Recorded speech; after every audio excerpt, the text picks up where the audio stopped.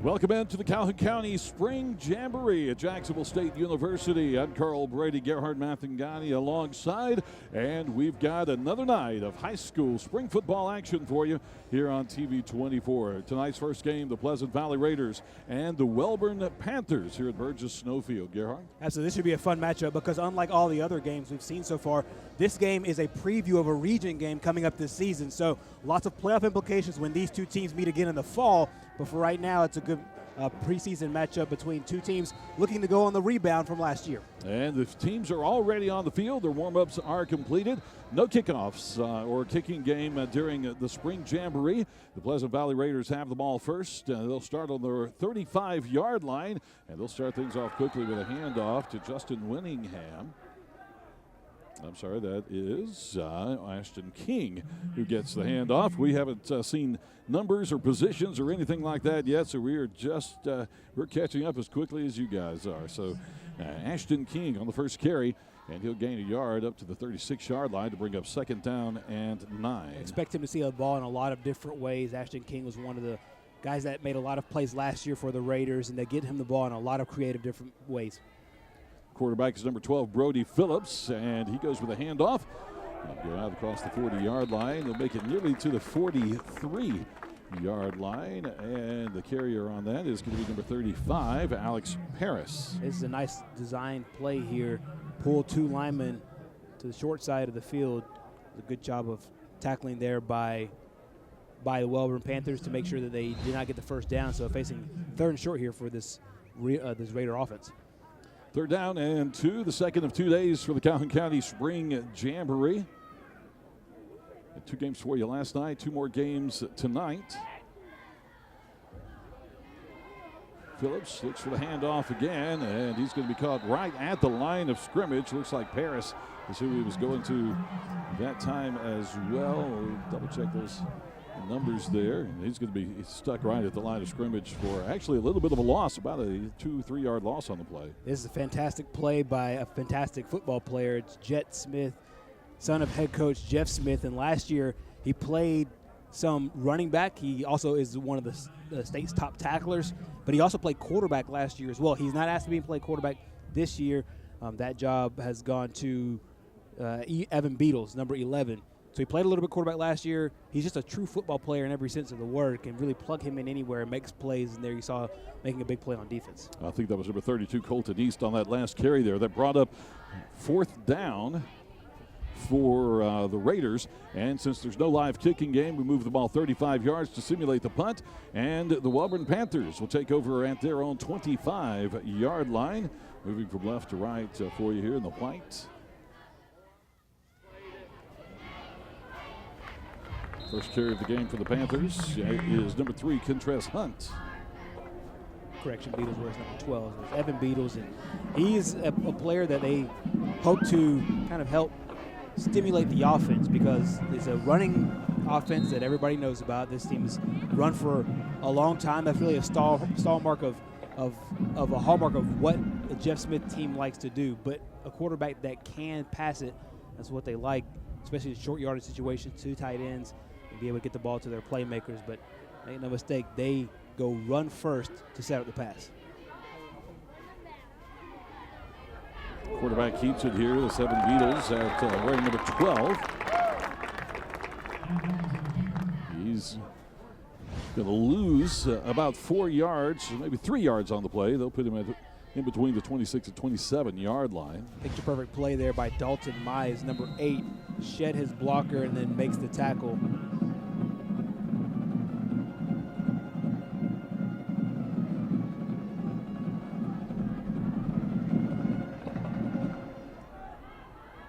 This time, Jet Smith lining up in the shotgun.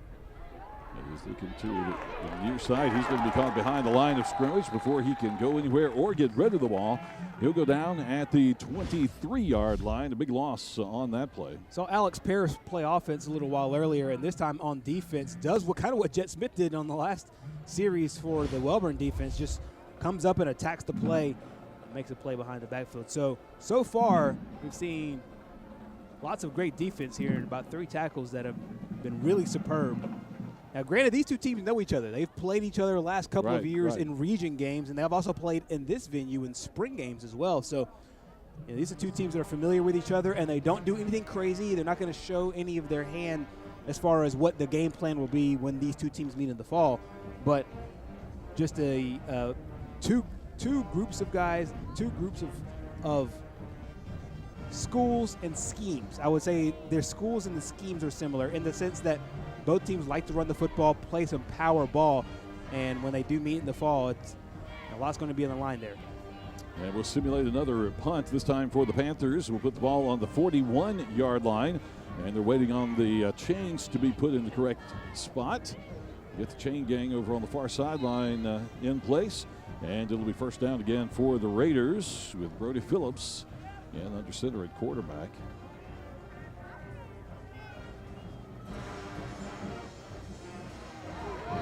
Double handoff with Alex Paris on the carry. He'll get across midfield to the 46-yard line, 46 to the 46, 41 to the 46, and that'll be a first down for the Raiders. I really like what we're seeing out of the physicality of Pleasant Valley so far. They are taking the fight to that Wellborn defensive line. Wellborn's come up with some solid defensive plays, but that time on the double handoff, you really saw a good push by the offensive line, and then Alex Paris doing his best to pick up a few yards and set up a first down situation in Wellborn territory. First down, 46-yard line. Phillips again under center.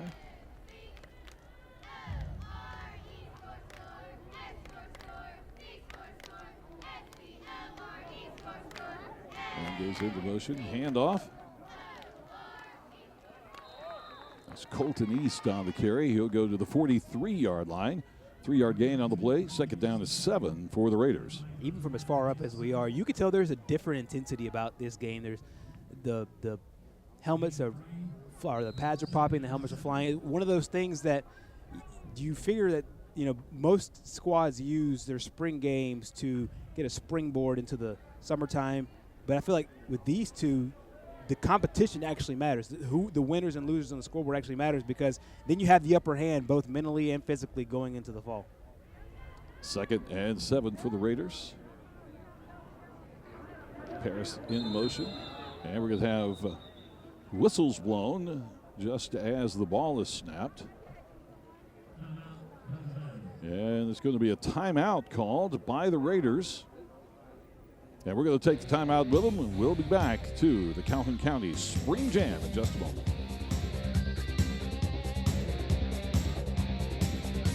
Miller Sand and Landscape Supply is having a spring open house this Saturday, May 19th from 10 a.m. until 2 p.m. You can visit their new outdoor center in DeArmondville and enjoy giveaways, special discounts, and free hamburgers and hot dogs. Miller Sand and Landscape Supply. I'm Tim Hodges. For the last 8 years, it's been my honor to serve as the Calhoun County Commissioner for District 2. During my tenure, we've accomplished a lot. With Tim Hodges on the commission, over 990 new jobs were created in District 2, not to mention the completion of 10 county school enhancements, along with over $6.5 million invested in the district's infrastructure. We still have more to do, and with your support, we'll get it done together. Vote Tim Hodges, Calhoun County Commissioner, District 2. Miller Sand and Landscape Supply is having a spring open house this Saturday, May 19th from 10 a.m. until 2 p.m. You can visit their new outdoor center in DeArmondville and enjoy giveaways, special discounts, and free hamburgers and hot dogs. Miller Sand and Landscape Supply. We're back at Jacksonville State University and Burgess Snow Field at JSU Stadium for the Calhoun County Spring Jam. Night number 2 for Spring Jam football. This game between Wellborn and Pleasant Valley. You had a couple of games last night, and we got 2 games for you again tonight. This is East on the carry. He finds room. He's going to break a couple of tackles, and nothing but green between him and the goal line for a touchdown for the Raiders. Yeah, this is a one fine play, well executed for the Pleasant Valley Raiders. You'll take a look here. It's a simple handoff, but watch the blocking up front. 52 does a fantastic job there, as we don't have 52 on our roster here, but fantastic job there for the Pleasant Valley Raiders. Good job of running by Colton East as he runs into trouble. They're right in the grip of several Raiders. They just can't hold on to him. Now, under Spring Jam rules, some of the kicking game is live, some of the kicking game is not live. No punts, no kickoffs. Looks like, though, the Raiders are going to go for 2 in this situation. They're going to try to do it in the air, and the 2-point conversion looks good, and it is good with the reception. That's number 40, Dakota Parr. And the Raiders quickly go up 8-0 over the Wellborn Panthers here in the Calhoun County Spring Jamboree, something we do every year. All the Calhoun County schools get together and play each other. Let's go down to the sidelines. John Holder has a look at the weather for us tonight. All right, guys, it's not as cool tonight, but the same thing happened. We had earlier in the day in Jacksonville that cooled things off a little bit, and so it's very pleasant out here. Temperatures right around the 80-degree mark. If it stays like this for football here at JSU Stadium, guys. Thank you very much. John Holder on the sidelines with us tonight. It's overcast, but kind of nice. Nice afternoon and evening for some high school football in the spring. And since we have no kickoffs, first down for Wellborn at their own 35-yard line. The handoff goes to Jet Smith, and he finds room on the outside over to the far sideline. They'll say he stepped out of bounds at the Pleasant Valley 37. So quite a carry for a first down for the Panthers. Yeah, take a look at this. It's just another outside run by Jet Smith, and this is what he does. He's a fantastic football player, as we said earlier. He can run between the tackles, and as you see, he can run outside of it as well. So first down for the Panthers, now in Raider territory.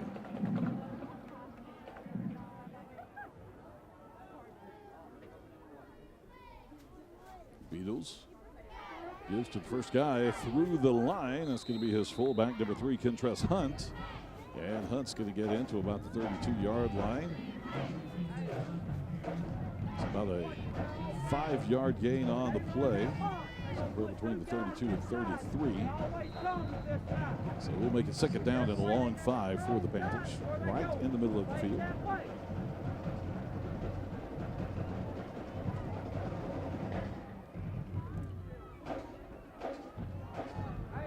Both schools have their bands out here with them, and cheerleaders as well.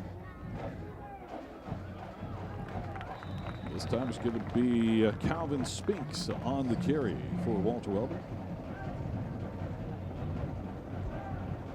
Spinks gets just inside the 30-yard line. It'll be third down. And I'll say about 3 to go for the Panthers.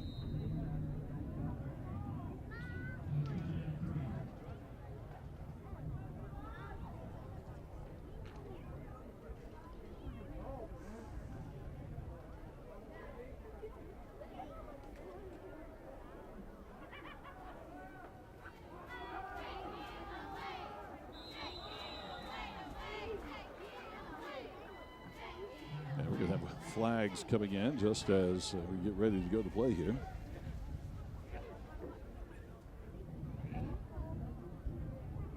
It's going to be offsides on the defense. Move the ball up 5 yards, and that will give the Panthers a first down at the 24-yard line. That's killer right there. We saw that a couple times last night when you're in third and short, 3rd and 3, 3rd and 4. Just change the snap count, go a hard count, see if the defense jumps and gives you a free 5 yards and a first down. That's what happened.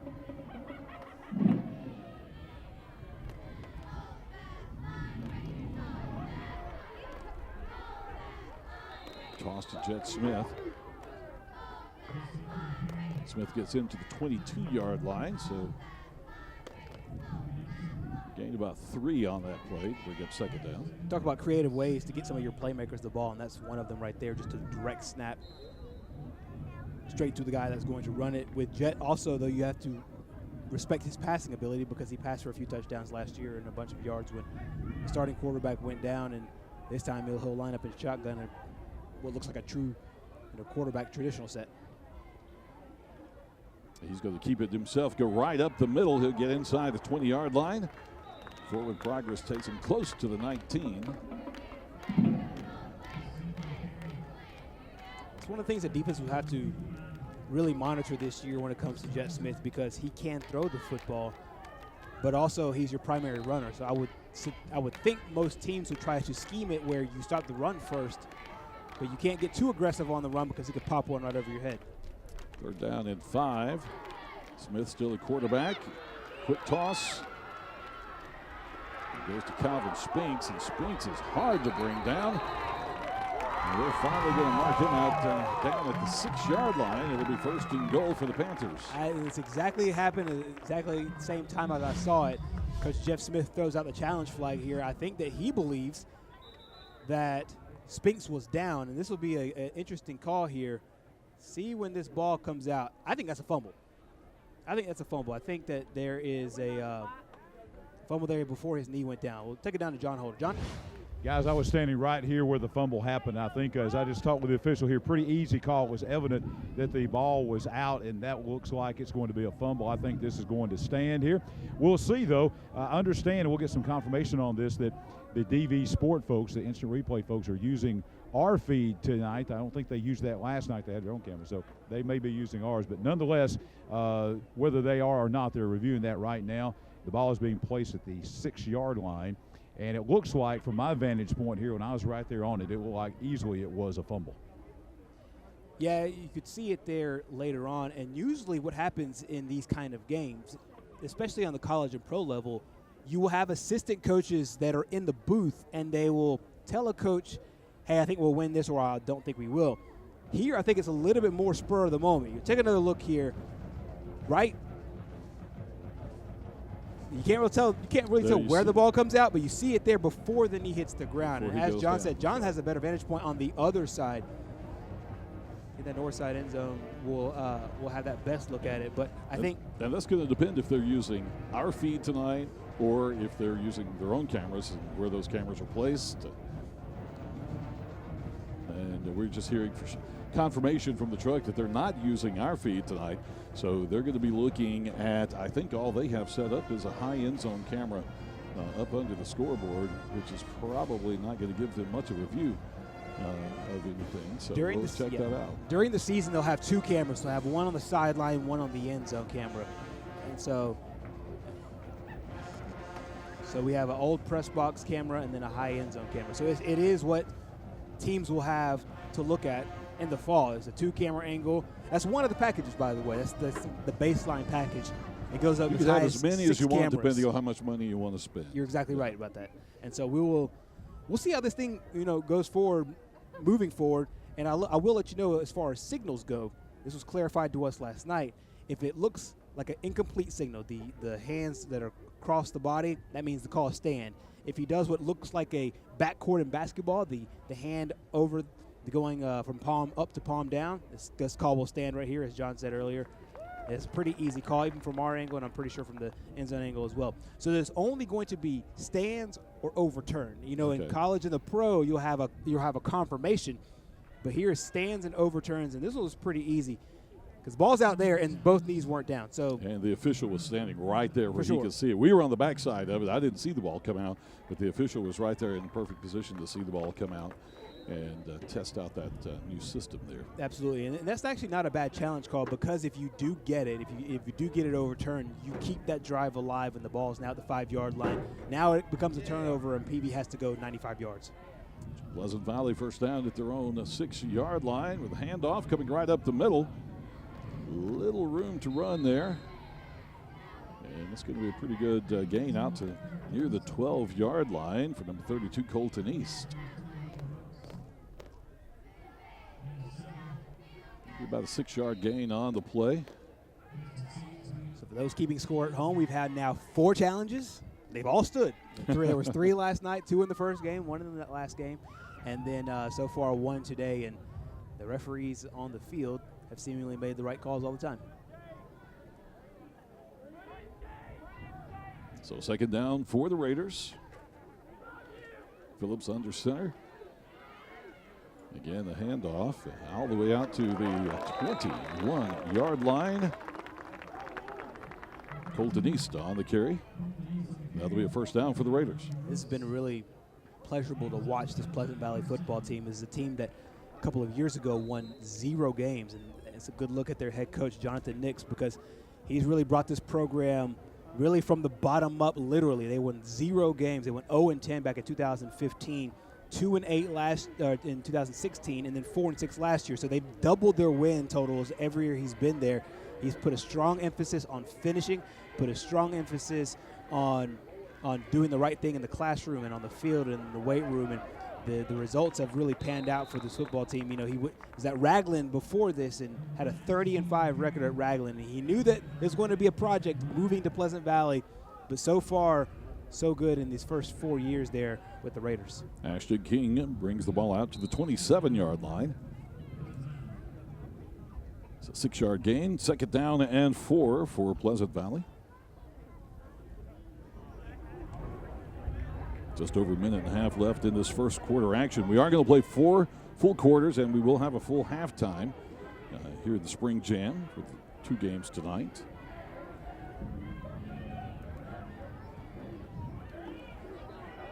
And off to Paris. He'll pick up the first down, getting out to the 33-yard line for the Raiders. Speaking of quarters, I believe the 4th quarter as well will be by an agreement of all the coaches. The 4th quarter, they'll put their junior varsity or second team squads in and let them get a few reps on the field as well during the 4th quarter. Yeah, that was the theme last night. There's a good chance to get everybody involved because everybody does come out and everybody goes through those 9 practices and everybody's out in the heat. And so this is the payoff for all that hard work, and also some evaluation time for some of the younger guys to see if they can work their way into Friday night football. And we're going to have a flag down for delay of game. That'll go against Pleasant Valley and back them up 5 yards, which will put the ball on the 28-yard line. Let's go down to John Holder on the sideline again.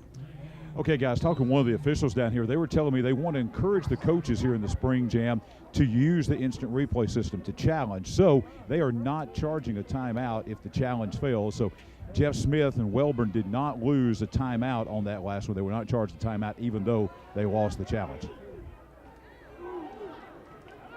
Phillips from Pleasant Valley keeps the ball himself, and he's going to make it out to the 34-yard line.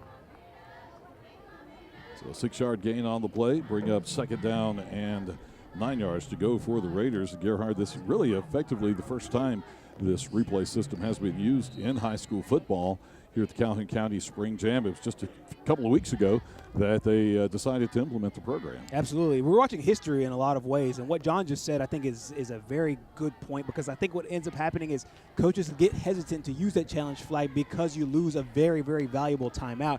And so I think it's great for DV Sport and great for the implementation of this to let everybody use it and let DV Sport use it, let the officials use it, let the coaches understand the challenge procedures, but at the same time not punishing them in a game that is overall largely meaningless in the sense of the overall grand scheme of things. Nobody's going to the playoffs or winning championships for the spring. And so I think it's good overall for both, and you're watching history with this replay system.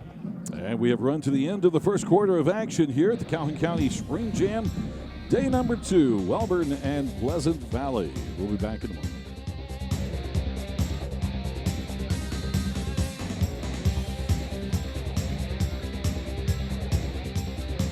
To sell our starter home and move into our dream home. After looking at all the options, we chose to work with ERA King. ERA means easy, responsive, and attention to detail.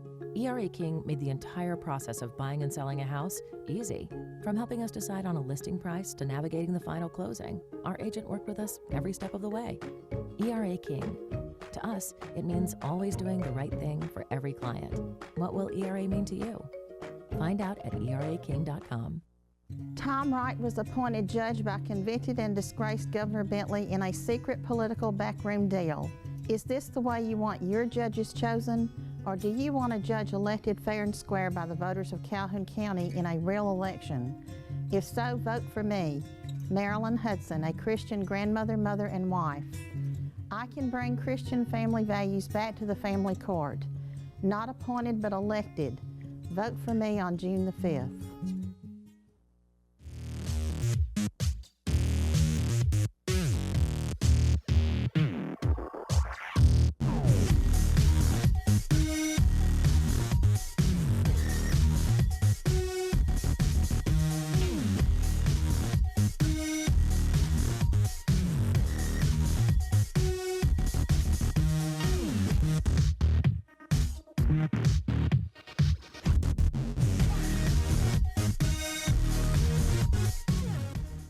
Hello, I'm Coach Scott Martin.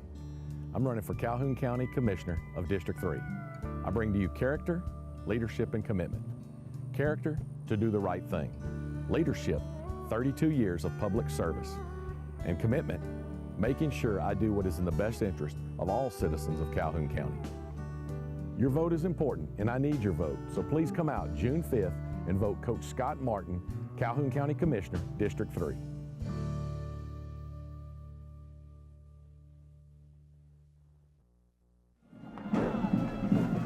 We're back for second quarter action. The Calhoun County Spring Jam, night number 2. Wellborn and Pleasant Valley on the field for you right now. We'll swap ends of the field. Pleasant Valley, third down and about 4 yards to go.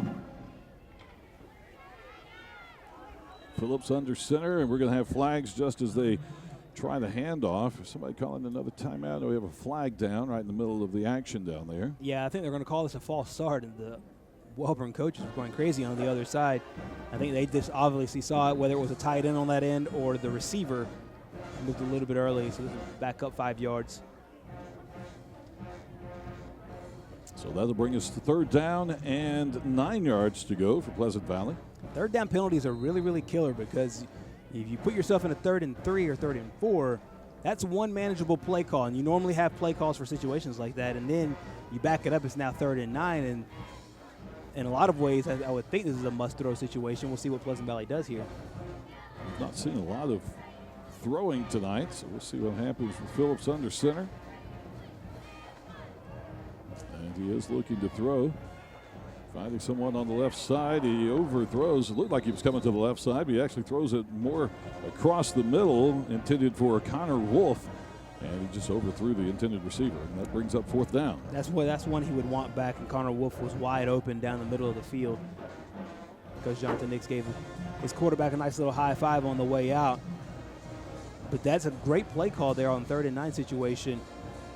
The receiver got past the safety on the back end, just a little bit overthrown, and Wellborn will take over on downs. So with no punting game, we'll move the ball 35 yards and give it to Wellborn. And that places the ball at the Wellborn 31-yard line for the Panthers.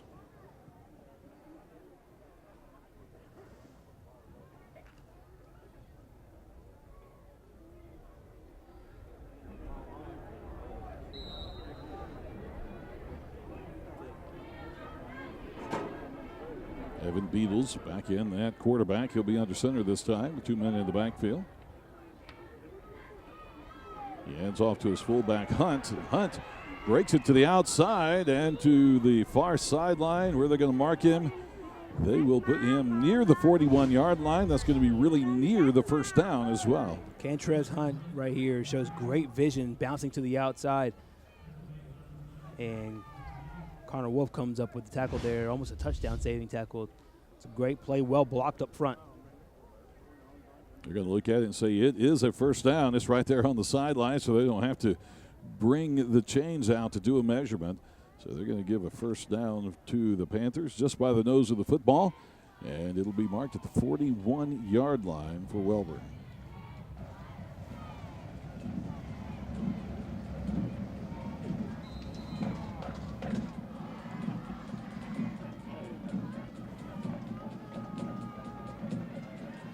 This time it'll be Smith from the shotgun over the right side.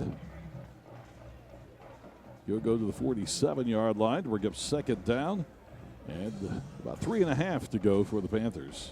So take a look at the head coach there, Jeff Smith from Wellborn. He's been there for 10 years. Obviously a graduate of Wellborn, and when you think of Wellborn, this name is synonymous with that program. Jeff Smith and his son Jet and Judd, both quarterbacks, and Judd now one of the coaches on his offensive staff, and he's one of the guys that's a very, very proud alum of Walter Wellborn. There's a handoff. Looks like Calvin Spinks. He's got plenty of running room. Going to be chased down from behind and pulled down at the 11-yard line. What a carry for Calvin Spinks. We're seeing both Cantrez Hunt, and Calvin Spinks really show up here for the Wellborn Panthers, and this is just fantastic blocking up front. and breaks a couple of tackles there about 7 yards away from the line of scrimmage, and then the rest is all him. And once again, Cameron Wolf coming up with a touchdown-saving tackle. Well, watch how well this is blocked up front. Then after that, Spinks just uses his speed to get to the end, to get to the sideline. The last time they were down here, they had a fumble. See if they can punch it in this time around. First down at the 11-yard line for Wellborn. Smith gets the snap, and he'll gain a yard up to the 10. That's as far as he can go.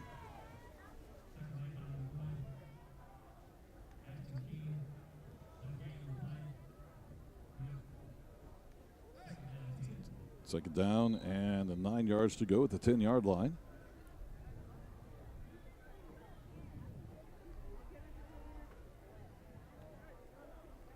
Sun trying to come out from in between the clouds a little bit here in the late afternoon.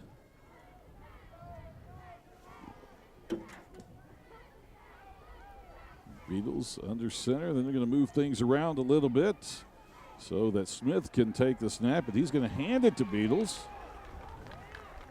He'll go inside the 5-yard line. And I'm sorry, that's not Beatles. Looks like Calvin Spinks gets that handoff. Third down. They have to go to the 1-yard line to pick up the first down. So they can get in there without scoring. Saw a lot of window dressing there and on the way that they aligned that up. 3 running backs all horizontal to the line of scrimmage. Lined up one way, shifted another way, and then came back and ran the play back in the original side, strength side of the football. So a lot of what we see a lot of times in shotgun formations when you see receivers and whatnot motioning all down the line of scrimmage is exactly the same thing. It's just a different formation. Having the defense commit one way and then finding out where your advantages are. Beatles takes the snap and the handoff. Goes to Jet Smith. They're going to give him just inside the 5-yard line. Just a slight gain on that play to bring up 4th down and about 3, 4, maybe 4 yards to go.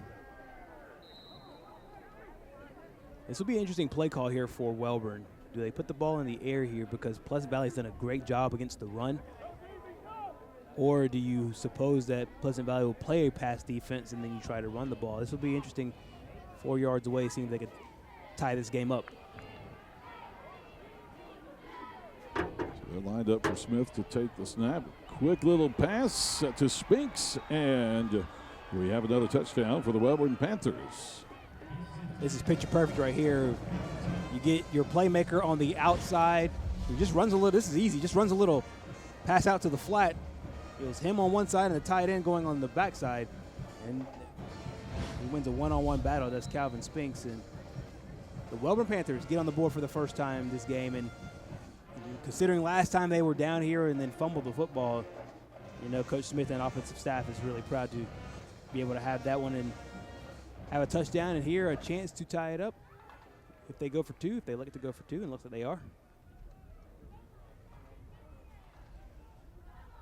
Put Beatles under center for 2-point conversion. It's like that little double handoff thing again, and it goes to Spinks, and he's not going to get into the end zone. So the 2-point conversion is denied. Pleasant Valley 8, Wellborn 6. We'll take another look at the touchdown play here for the Panthers. Jet Smith, the quarterback, right outside to the outside and gets in there for the touchdown. 8-6 Pleasant Valley. I'm District Judge Chris McIntyre. I hear some of the worst and most heinous felonies in our county, but I also hold trials for less serious misdemeanors. Some of these misdemeanors are disputes among friends, family, and neighbors. When one of these disputes can be settled with an apology and a handshake, I feel that justice has been served, and I'm proud to have done my job. I'm District Judge Chris McIntyre. Please vote to re-elect me on June the 5th.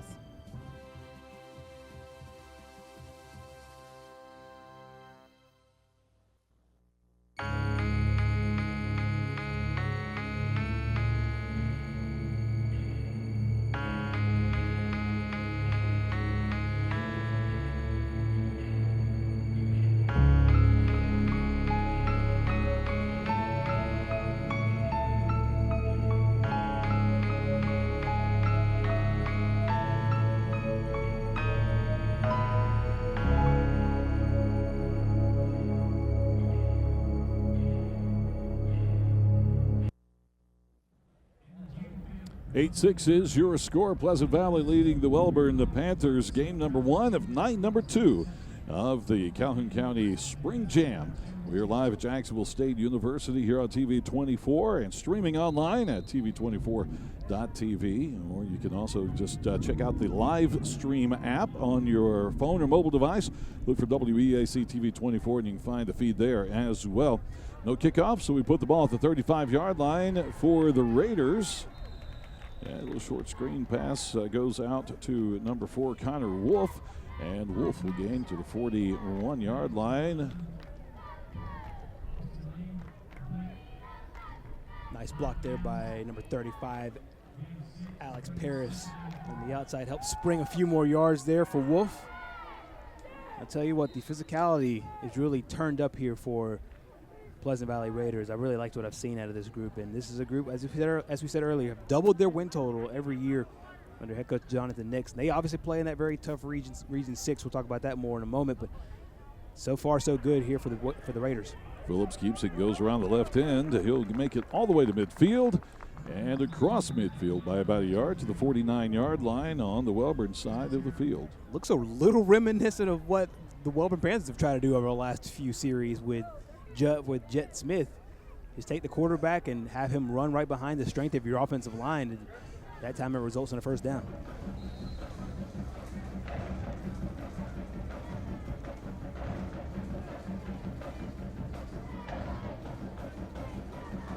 Spring Jam, always a lot of fun when the bands come along for the spring games. And cheerleaders are all out here as well, as here in the last few days of the school year. An opportunity to send the school year out with a little bit of fun. Phillips goes with the handoff to East. East right, square up the middle. And he's going to pick up a first down and go all the way into the 33, maybe the 33-yard line. That's just a battle of mismatches right there. Look across that offensive line. Just a lot of guys there to block and not a lot of guys there to defend. They have one more extra blocker able to come right up the middle of the field. Is Colton East and picks up another first down. We talked about how both these teams really love to run the football, and it's the reason why this game is speeding up a lot more. When these two teams match up in the fall, once again, it's going to be about running the football, who can control it, and then when you get down into the red zone, who can come away with 6. First down at the 34-yard line. Handoff goes to East. He'll gain 2 yards on the play down to the 32-yard line. Nice job by Jet Smith and Kentrez Hunt, number 9 and number 3, both linebackers coming up from their spot. Jet coming from that middle linebacker spot, clogging that play up. Ashton King checks into the game, bringing the play call in to the quarterback, Brody Phillips. Second down and about 8 to go for the Raiders.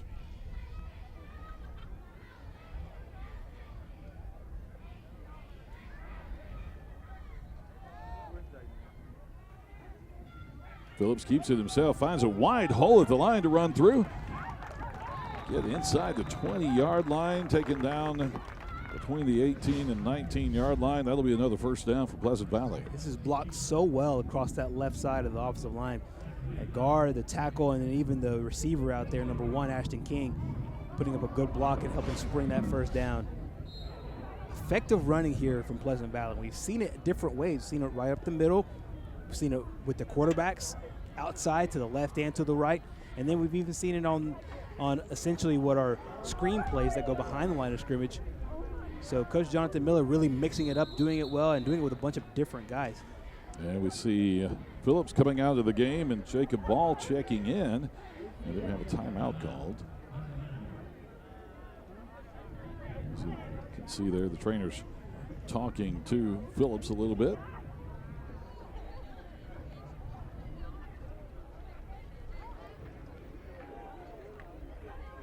The Calhoun County Spring Jam is brought to you by Dunn's Heating and Cooling. For great residential and commercial service, upfront pricing, and dependable Bryant Heating and Cooling products, call Dunn's Heating and Cooling. Visit their showroom on Pelham Road South in Anniston. Give them a call or visit online at dunnsheatingandcooling.com. Now we're back to action, live action here at Jacksonville State University. And the Spring Jam brought to you in part by Dunn's Heating and Cooling. As you saw there, good folks over there. Worked on my air conditioner just a couple of weeks ago. Got it cool at my house again.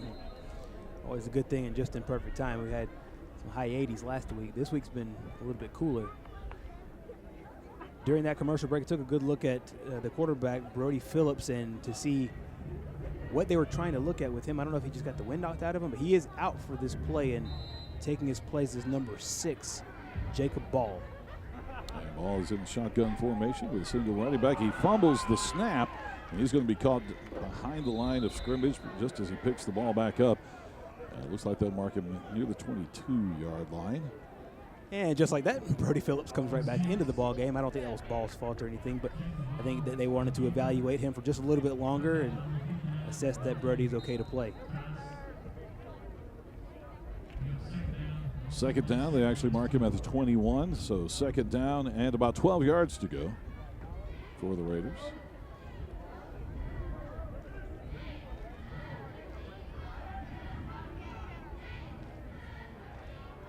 Phillips, shotgun. Colton East back there with him. And he hands it off to East. He'll gain about a yard and gets stopped up right there at the 20-yard line. Picture perfect run defense there by the Wellborn Panthers. Clogged up that left side of the line, and that's where Pleasant Valley's had a lot of success on this drive. So it brings them 3rd and long, and just like with Pleasant Valley on their, or Wellborn on their last possession, here a big decision for Coach Jonathan Nix and that offensive squad. 3rd and about 11. It looks like a passing down. Last time they did this, they looked to Connor Wolf right down the middle of the field. He was open. They just missed him by a little bit. See if they do something similar. So 3rd and about 11 to go for the Raiders. Phillips looks to throw. He's going to the end zone, wide open, and he overthrows his receiver out the backside of the end zone. Wow. Connor Wolf was way open in the end zone. He was, and Coach Jonathan Nix just threw out the challenge flag, and I think he's going to lose this one as well because Wolf, let's just take another look here. Yeah, this is completely out of bounds, and I think that if he would have been able to drag his back foot, then maybe, but there's no chance on this one. Yeah, this is one of those situations. It was pretty obvious, but we're going to test out this replay system since we're just out here using it. And all this is for naught because there's an ineligible receiver downfield here, and they can't challenge that. So all that is for naught, and we'll replay the down here as they'll back it up 5 yards. But here's the interesting thing, though.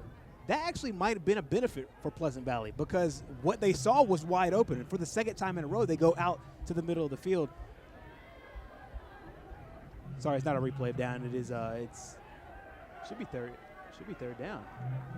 I think they're going to try to correct this. It was 3rd down earlier. And it was 3rd down. That was a 3rd down play. Ineligible receiver is a loss of down. Got to refresh the rule book there. So they back the ball up 5 yards. And they lose the down, so that makes it 4th down and 16 to go for the Raiders. That's head ref Alan Gilbert. He was giving the 3 fingers too, thinking it was 3rd down, and I think he had to get refreshed as well. It's a loss of down there. So it is 4th down. Ineligible receiver, you lose that down there. Well, these spring games are a good practice and refresher session for the referees as well. Yep, that's what you're seeing right there, and just a confirmation of certain things you'll see in the fall, and making sure you clean everything up. So 4th and long here, and the Raiders will go for it. Both coaches getting an explanation now.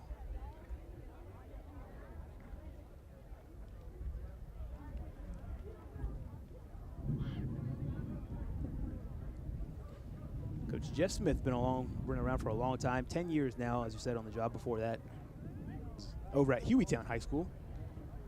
He coached one young Jameis Winston, who went on to win a Heisman Trophy and is now on to the NFL.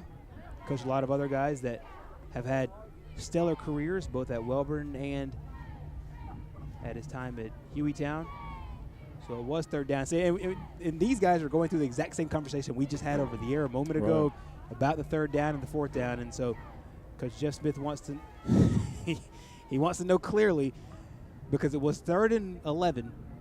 And so the ineligible receiver down the field on the incomplete pass negates the pass, obviously. And then they're determining the assessment of the penalty. 5 yards and a loss of down.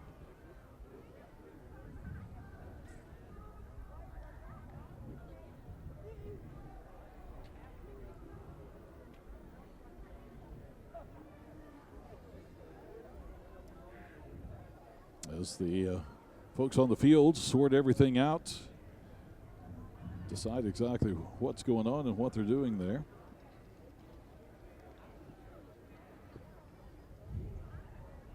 Everybody seems to be satisfied. Maybe we're going to play now. The ineligible receiver is going to be declined. And it's going to make it 4th down and put the ball back at the 21-yard line then. And now it is 3rd down. But that'll make it. It was 3rd down. They declined the penalty. So the play will stand as an incomplete. Makes it 4th down and 11 at the 20. And now Pleasant Valley is going to do the challenge to challenge the incomplete. But this is the challenge he'll lose. And then there was okay, so let's lay it all out.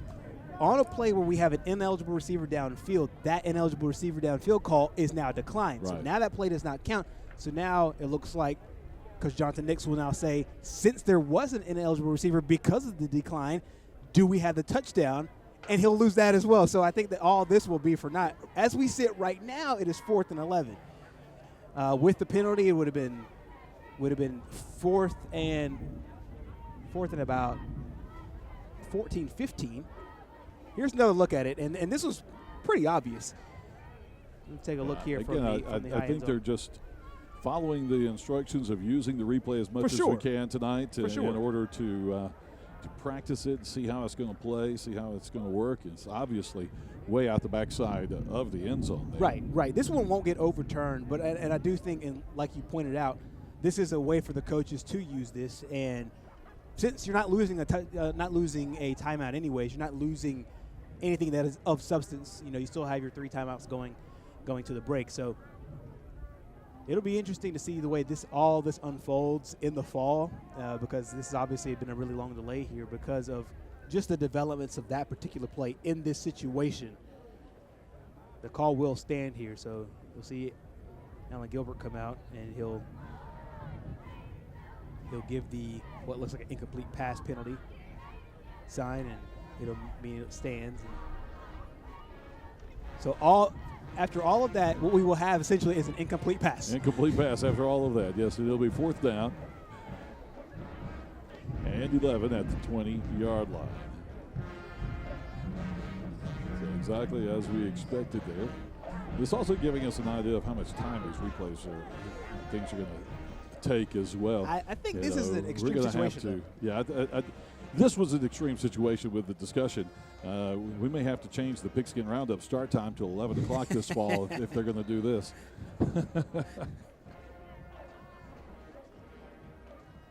Because we'll never be able to get our shots and get back in time.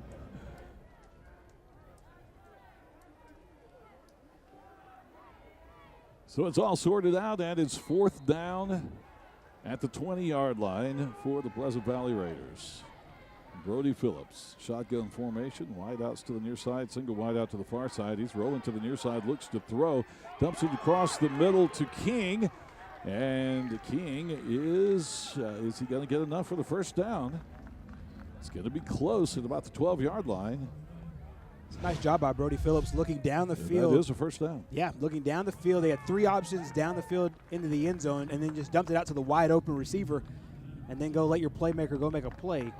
And as you said, he got past the sticks, and now it's 1st and goal. So I think everybody was protecting the end zone. They were worried about that touchdown strike like the last one, and left the middle open for the 1st down. So 1st and goal for the Raiders.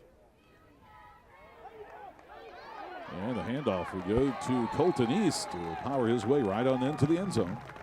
operative word there is power his way. This is a Pleasant Valley team that I haven't seen before. This kind of physicality has not marked this team, I would say, the last maybe 3 years. Last year and this year especially, we're starting to see that this team is bringing a different mentality and a different physicality to the game, and I really, really like what Coach Jonathan Nix has done here. We talked earlier that 2 years ago, this is a program that didn't win a game. Last year they won 4.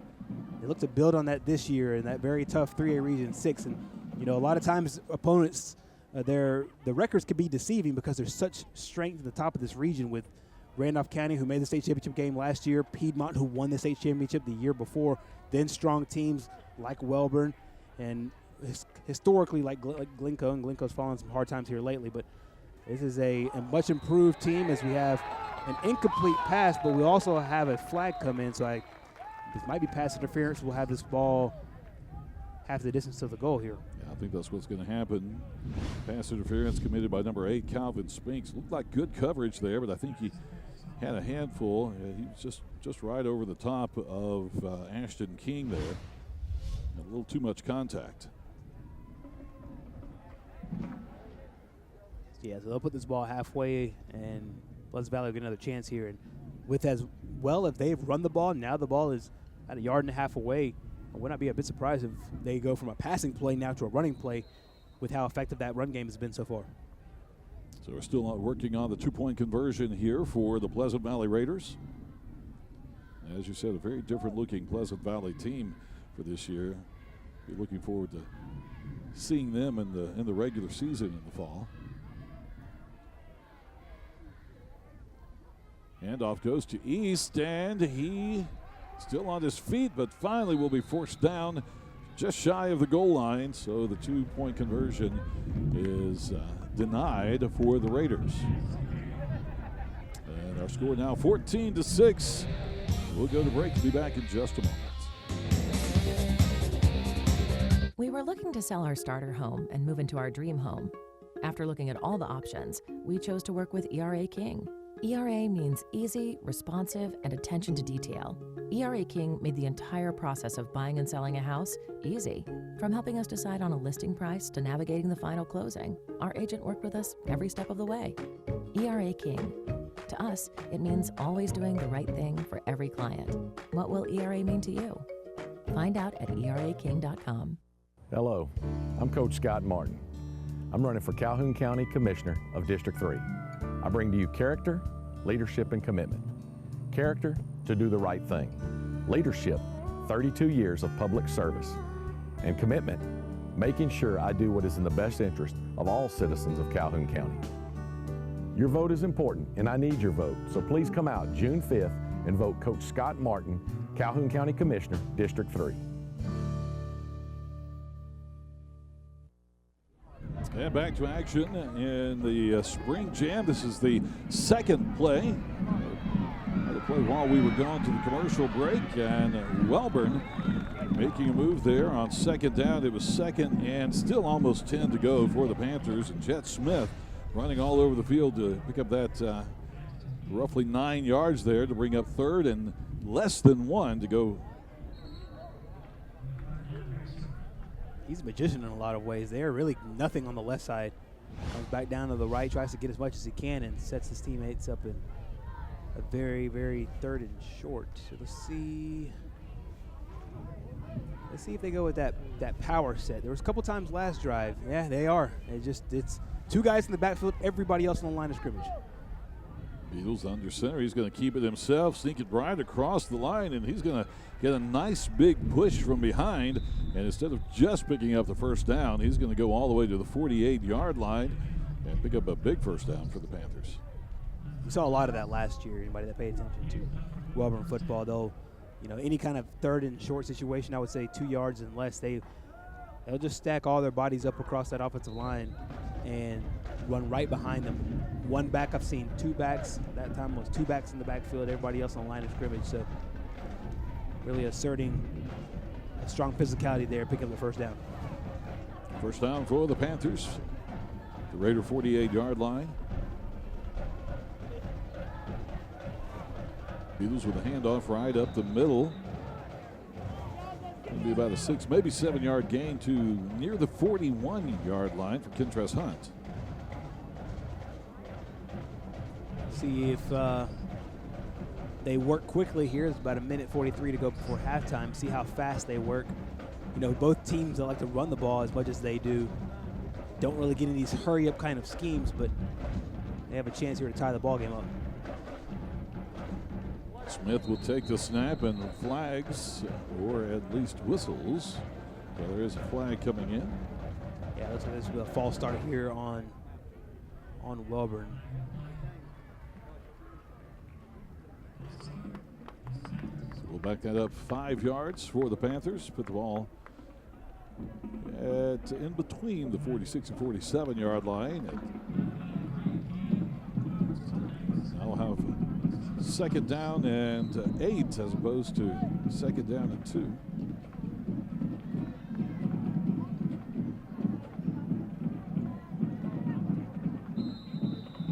And again, another flag coming out just as the ball is snapped. Probably going to be the same issue.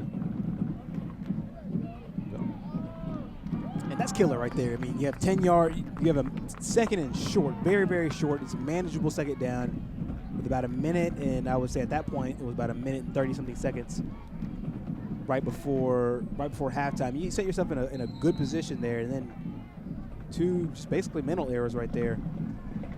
So 2nd down and 13 now after it being 2nd down and only 3. Shotgun formation. Smith throws it over the top. Pass is complete to Jaquan Thomas. First time we've called his name tonight.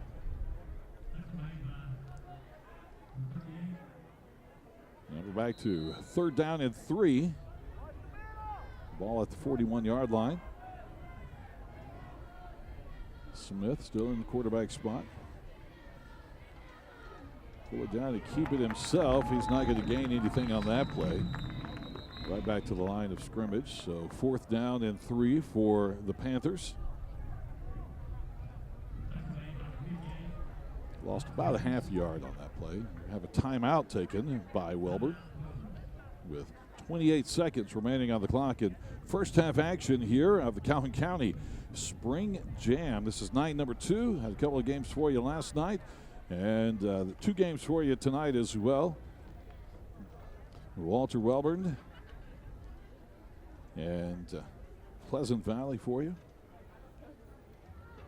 The Calhoun County Spring Jam is brought to you by Dunn's Heating and Cooling for great residential and commercial service, upfront pricing, and dependable Bryant Heating and Cooling products. Call Dunn's Heating and Cooling. Visit their showroom on Pelham Road South in Anniston. Give them a call or visit online at dunnsheatingandcooling.com.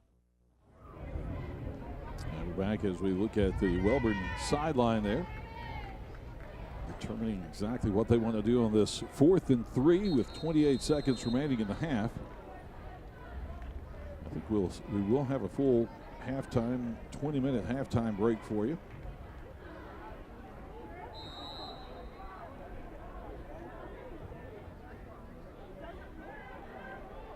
So Smith takes the snap, and he is going to be sacked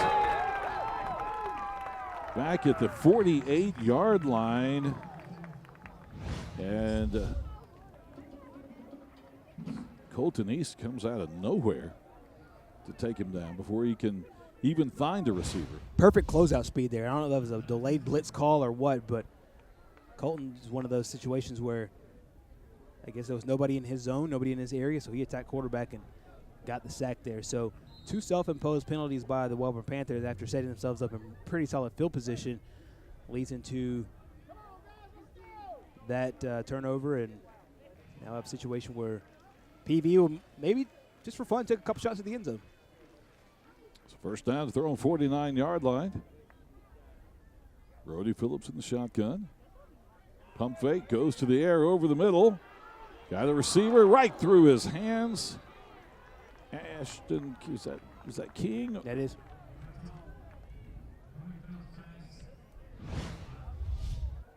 Take another look at it. The ball goes right through his hands. So Ashton King, the intended receiver there. Nice pass, went right between those defenders. You mentioned earlier about the sun popping out through here. He's looking back in that direction. I wonder if the sun got in his eyes a little bit there, because there was 2 defenders in that area, and ball went right through his hands, and won't be surprised to see that since that one shot at the end zone didn't work, just take the thing to halftime with the lead. Handoff goes to East, and he runs into a big pile of Panthers right at the line of scrimmage. They'll end up losing 4 yards on this play to bring up 3rd down now and 14 with 2 seconds remaining. And now no seconds remaining as the time will wind down off the clock when they wind it up. And that takes us to our halftime here at game number 1 of day number 2 of the Calhoun County Spring Jam. Pleasant Valley 14, Walter Wellborn 6. Spring Jam action. We have all the teams in Calhoun County, all the Calhoun County schools teams come together for these matchups here at Jacksonville State University, something we've been doing for many, many years. Great opportunity for the kids to come out and play on this college field in a college football stadium. And I see John Holders down on the field with Wellborn head coach Jeff Smith.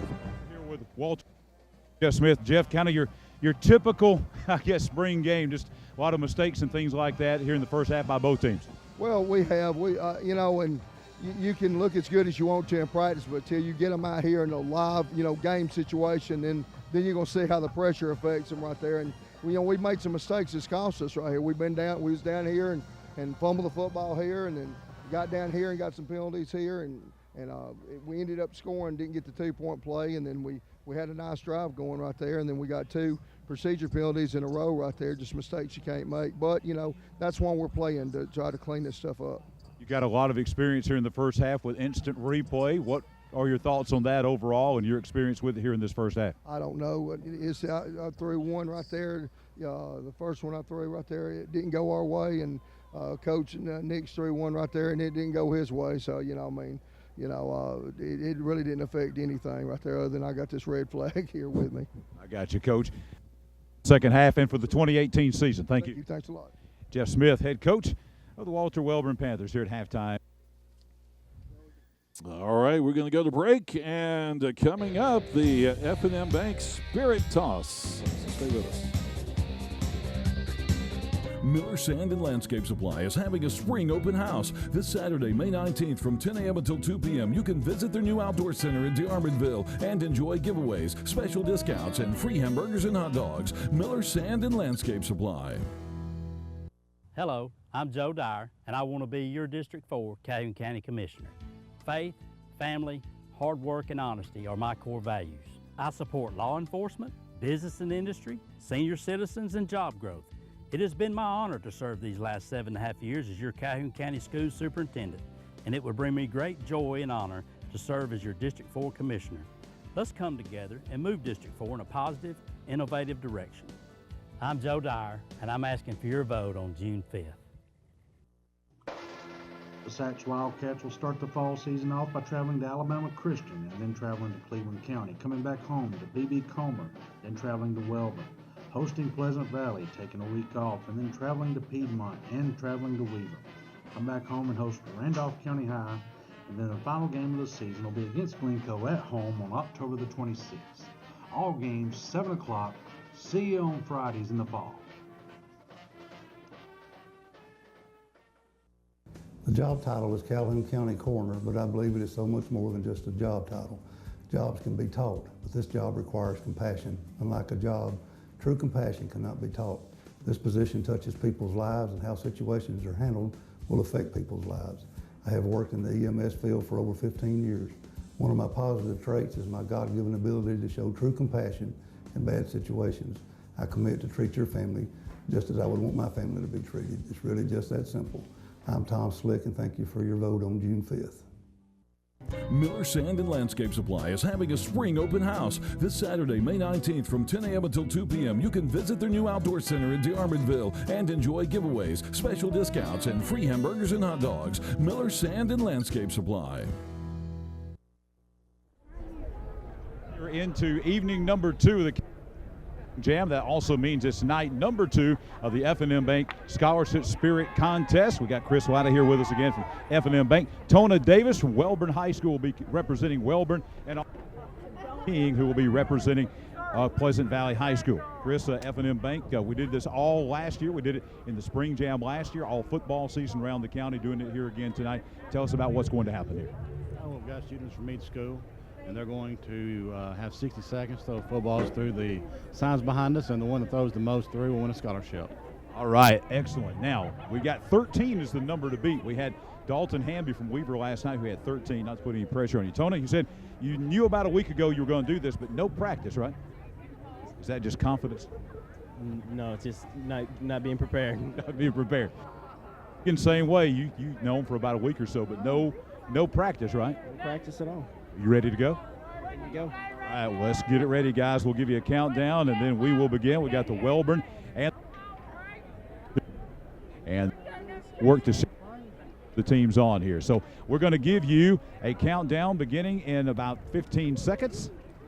And you can begin, and we are going to go in 10, 9, 8, 7, 6, 5, 4, 3, 2, 1, and go.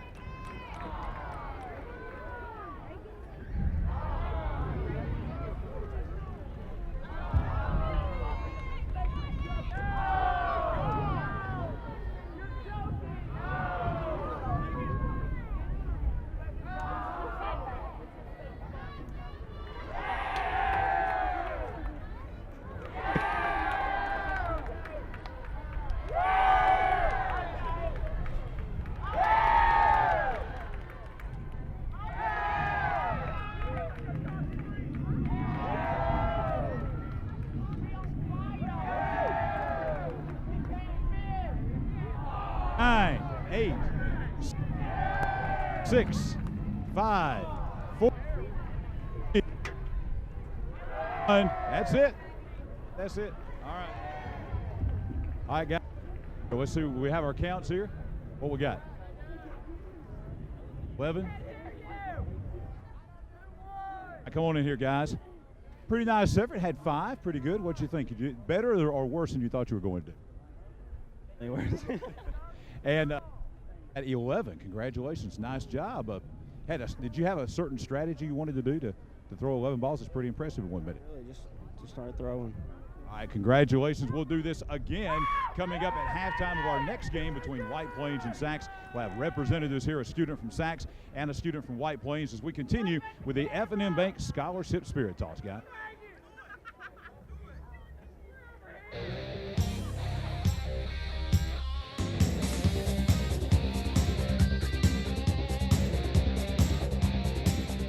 When it comes to great tasting barbecue, nobody does it better than Dad's Barbecue. Dad's Barbecue is slow cooked to perfection, and Dad's menu now includes burgers, shakes, and delicious cheddar muffins. Large groups are always welcome, and Dad's does catering too. And Dad's offers fast, friendly service, and they're kid-friendly.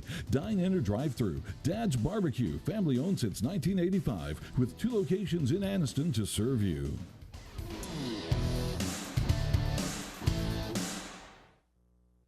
I'm Tim Hodges. For the last 8 years, it's been my honor to serve as the Calhoun County Commissioner for District 2. During my tenure, we've accomplished a lot. With Tim Hodges on the commission, over 990 new jobs were created in District 2, not to mention the completion of 10 county school enhancements, along with over $6.5 million invested in the district's infrastructure. We still have more to do, and with your support, we'll get it done together. Vote Tim Hodges, Calhoun County Commissioner, District 2. I'm District Judge Chris McIntyre.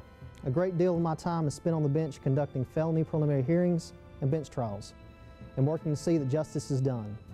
But when I'm not in court, this is my whole world, my family, and I'm committed to keeping them safe. I'm Judge Chris McIntyre, committed to justice and to making Calhoun County a safer place. Please vote to re-elect me on June the 5th.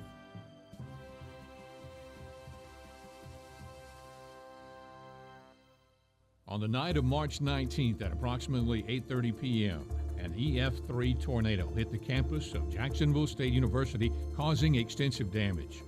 Winds reaching 150 miles per hour caused damage to 23 buildings, including Merrill Hall, which was destroyed. 50 other buildings, including the landmark Houston Cole Library, were damaged or impacted. If you would like to help with the JSU recovery effort, you can go to jsu.edu/JSUstrong.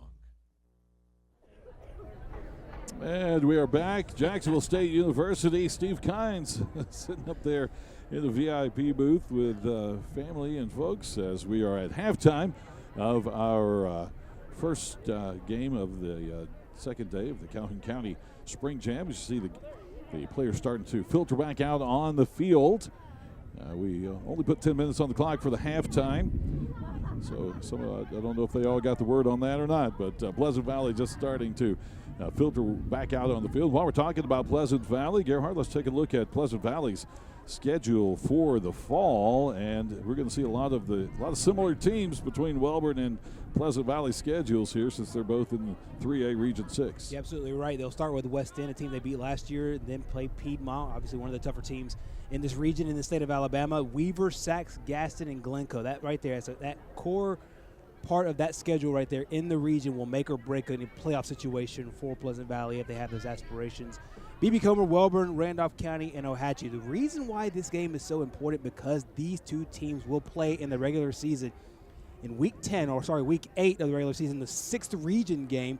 And so at that point of the game, or that point of the season, you have not a clear picture, but you have as clear of a picture as you can get about the 4 teams that are in it. At that point of the season, it's just shuffling to find out which seed is which. So if Pleasant Valley can get a couple of wins early on in the year and then face a Wellborn team at that point of the season, they could put themselves in a pretty good position to get either that 3rd or 4th spot. So this game has a lot of importance, not just for today, and not just for the confidence going into the fall, but as well as that game in week 8 of the season. Now here's a look at the Wellborn schedule. Coming up here in just a second: Oak Grove, Lincoln, Weaver, Sachs, Glencoe, Coosa Central, B.B. Comer, Randolph County, Pleasant Valley, and Piedmont, all on their schedule. Oak Grove is a game that I think is a winnable game for them. Lincoln, one of their 2 wins last year was against the Lincoln Golden Bears, and the other one was against Pleasant Valley last year. 28-0 was the final score. You would have to think, judging by this game, the Pleasant Valley Wellborn game will be a lot closer this year. But for Sachs, for Wellborn, it's really a heavy front end of the schedule between the first 4 weeks of the season. Lincoln, Weaver, and Sachs, all teams expected to have strong seasons. So the beginning of the year, the first 4 games of the season, really tell a story for the Wellborn Panthers. All right, while we wait for Wellborn to come out of the locker room to start the second half, we'll take another break. Be back in just a moment. Historic Banning Mills is the largest and longest zipline canopy adventure in the world. It's located in your own backyard near Carrollton, Georgia. Historic Banning Mills offers over 9 miles of courses, 52 sky bridges, and over 90 different zip lines, soaring at speeds of up to 60 miles per hour and up to 3,400 feet in length. Most everyone in the family can participate, even the little ones. If that's not enough, climb the Guinness World Record's tallest freestanding rock climbing wall at 14 stories high. Historic Banning Mills also offers horseback riding, kayaking, GPS adventures, birds of prey shows, and much more. So much that you can't fit it all in one day. So stay the night or the whole weekend at their Country Inn Lodge or rent a cabin. Don't take your family, friends, or company retreat just anywhere. Make it unforgettable at Historic Banning Mills.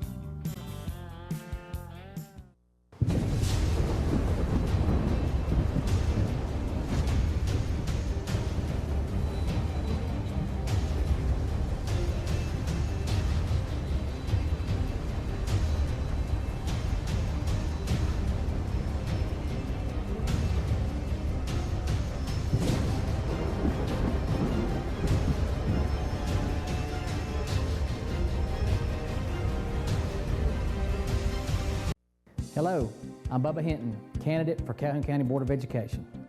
My platform is very simple: accountability and expectations. By holding everyone accountable, our students will be better prepared for life after leaving the Calhoun County school system.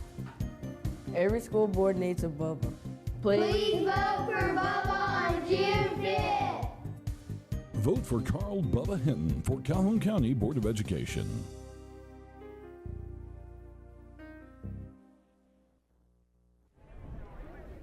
Calhoun County Spring Jamboree going on right now. It's night number 2. The Pleasant Valley Raiders and the Wellborn Panthers getting ready to start the third quarter of action. But Gerhard, let's take a look at some of the highlights from the first half. Yeah, dominated by Pleasant Valley. And we talked about this ground game and the physicality that this team is bringing. And this is a great play by one of the guys that Jonathan Nix highlighted at the beginning of the game, Colton East. And then that touchdown, the only touchdown for the Wellborn Panthers earlier, and then the second touchdown for Colton East right there. And that's really the difference in the game. And you heard Coach Smith talk to John right before halftime, and he mentioned a lot of the mistakes. But one of the things that they are doing well is they're using that power ball to get down there and to get down into that red zone. And so one more punch of a red zone opportunity, we're at a tie ball game right now. So Pleasant Valley right now playing a lot stronger than they have over the last couple of games, and at the same time, Wellborn has some flashes of greatness as well. Coming up next, immediately following this game, more action of the Calhoun County Spring Jam will feature the Sacs Wildcats and the White Plains Wildcats. That game will be coming up immediately following this game tonight here at the Calhoun County Spring Jamboree. And then, of course, another day of football tomorrow as we continue the Region Gridiron Challenge, the Regional Gridiron Challenge. Here's the schedule for tomorrow. Everything kicks off at 11 o'clock with Cleveland County and Good Hope. Then we have sort of a three-way round robin. Central Clay and Lawrence County will play a half. Then Central will play a half against Gardendale. Then Lawrence County and Gardendale will play a half. And then we'll wrap up today with Montgomery Catholic and Callaway tomorrow. So more live high school football action here on TV 24 at Jacksonville State University. So if you're watching tonight and you've got tomorrow free, might be a good opportunity to come on out to JSU and enjoy some high school football here in this beautiful high school or this college football stadium. As you look at some of the crowd around, some of the people here, if you take a wide look at the stands, it may not look like there's a lot of people here, but remember this stadium holds about 25,000 people.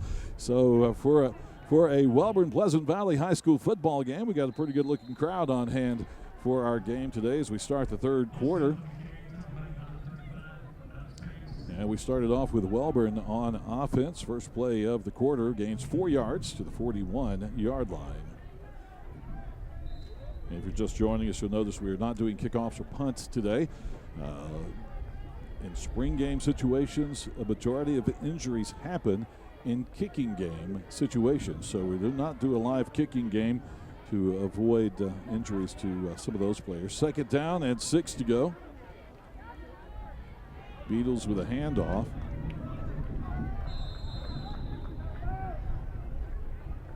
Play will gain to the 44-yard line as Kentrez Hunt on the carry.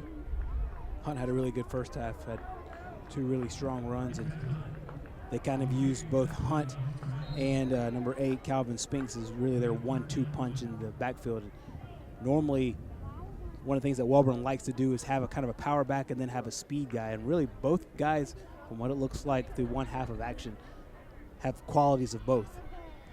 3rd and 1 for the Panthers. Beatles under center. 3 guys in the backfield. Gives it to Smith, and Smith dives across the 45-yard line, and that'll be enough for a first down. Talks about the physicality. Ashton King comes up there and makes a big play. It does come after the first down. Really a physical game between both these groups, and as we saw earlier, as we said earlier, neither team is going to show their hand. You're not going to see a game plan that you're going to see come October, whenever they play in late part of October, middle part of October, week 8 of the season. A lot of basic formations right here, but you would expect, because the difference between these two teams are going to be razor thin, you would expect to see some trickeration come fall when they do meet up. First down for the Panthers. Handoff goes to Hunt, first guy through, and he is going to gain all the way to the Pleasant Valley 46-yard line. That'll be second down and 2 yards to go, an 8-yard gain on the play there. If they were playing in a traditional I formation, Hunt would be the fullback. He's short and stocky and got a lot of power. Absolutely. This is a Wellborn football team that really goes old school in their scheme, really old school if you take football all the way back to 1960s.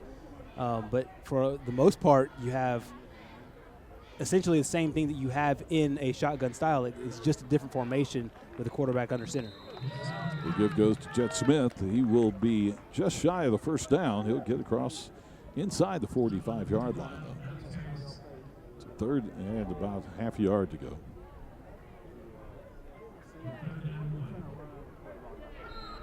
This looks like a running down, but with how Pleasant Valley's defense has been, especially against the run, I won't be surprised to see Jeff Smith puts this ball in the air, but I'll call a timeout to think about it first.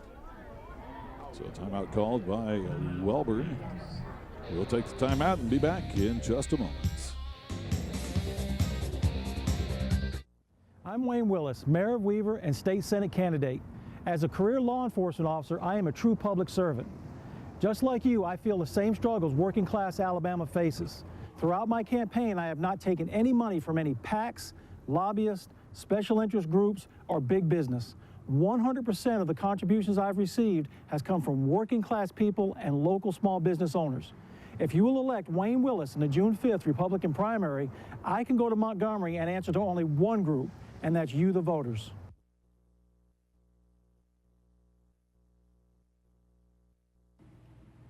This is Joe Dyer, Superintendent of Calhoun County Schools. We will open our virtual school this fall. The Excel Virtual Academy is a free public education for students in grades 6 through 12. Students attending Excel Virtual Academy will have access to certified teachers and be able to participate in extracurricular activities. Students in grades 10th, 11th, and 12th would also be offered the opportunity to attend our Career Technical Academy. To learn more, please visit the Calhoun County Schools website. Area code 256-741-4647. Third down and about half yard to go for the Wellborn Panthers. Ball sitting just inside the 45-yard line. Evan Beatles just pushes the line right up the middle. He'll gain almost 5 yards on that play and, of course, pick up the first down near the 40. Saw that a few times in the last series, in their last possession, really last two possessions. Getting that jumbo set and let the quarterback just pick up the yards that you need for the first down. So now first down for the Panthers. The ball just outside the 40-yard line of the Raiders.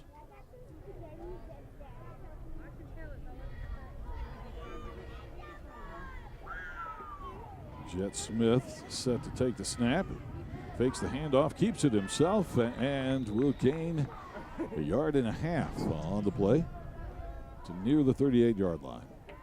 Yeah, direct snap to Jet Smith there, and they put the quarterback essentially in a fullback position to help lead block on that side. Snuffed out well by the Pleasant Valley defense.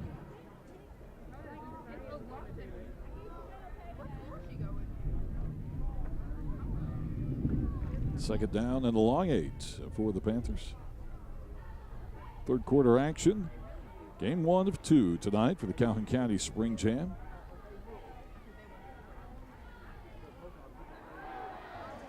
They give to Jet Smith, and he throws it long and overthrows his intended receiver, who was Calvin Spinks. And Spinks was wide open had they been able to complete that pass. Every single thing that you would want on that play happened. You had the one-on-one matchup on the outside with Calvin Spinks and Connor Wolf, and then you had Wolf respecting the run, so he took 2 steps towards the run, was a little late on Spinks on the backside, and just a mismatch there.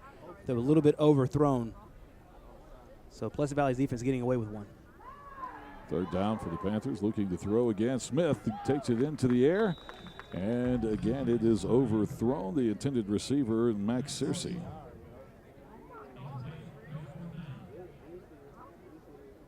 So that brings up fourth down for the Panthers, and they are going to do the simulated punt, and we'll move the ball 35 yards down the field, and it's going to put the Raiders in Going to be in pretty bad field position, but they're stopping at the 20-yard line there, so they're not going to move at the full 35 yards.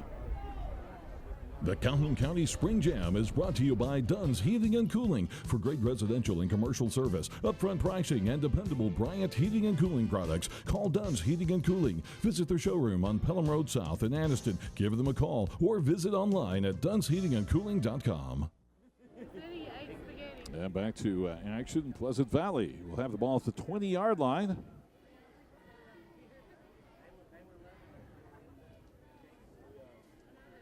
Brody Phillips under center.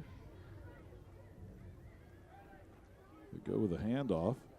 A little running room and about a 5-yard gain on the play for number 32. That's Colton East.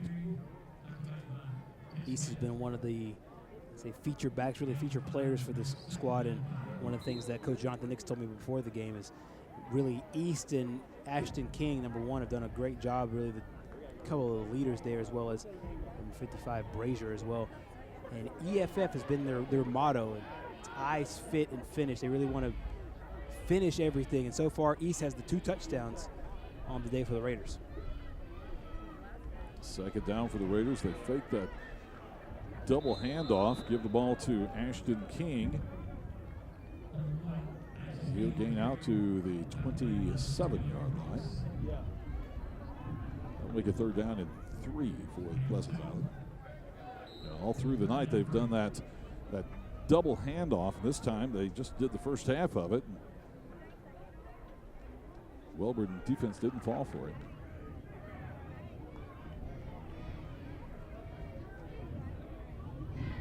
They have the one-on-one matchups on the outside, both receivers. See if they put the ball in the air here. 3rd down, wide outs to either side for Phillips. He hands it off to East. And East will pick up the first down. He'll get to the 31-yard line. That's enough for another first down for the Raiders.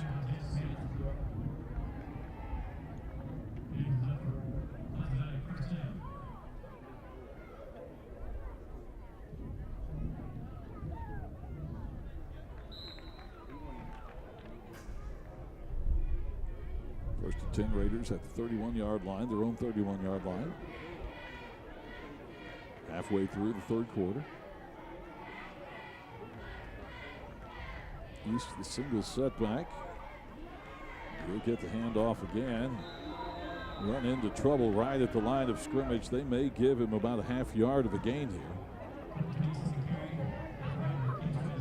Definitely Wellborn's defense is all about right now stopping the run. They're putting 1 corner on each receiver, 1 high safety, and then everybody else, all the other 8 guys are inside within about 7 to 10 yards of the line of the football. So they're really making Pleasant Valley beat them with their pass. They're really selling out to stop the run. 2nd down and 9 for the Raiders. Single wide out to the near side.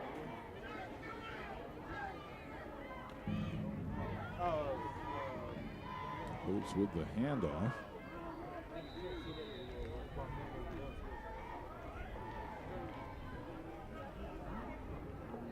And that's going to be Alex Paris who got the call that time. Almost out to the 35-yard line. A little bit of a gain on the play to bring up 3rd down.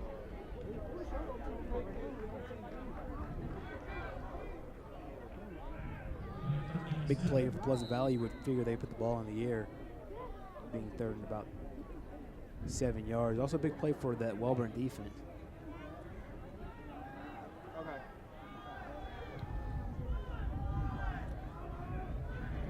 Four wideouts this time for Phillips. Shotgun formation, looks to throw, goes across the middle. It's going to be intercepted by Hunt for the Panthers. They were trying to throw it over Hunt, but didn't get it up high enough, and he was able to go up and get it. Just read the quarterback's eyes there and makes a play on the ball. We have a flag on the field. Let's see what this is. But a great play by Hunt. Sat back in his zone, read the quarterback's eyes, and then made a play on the ball.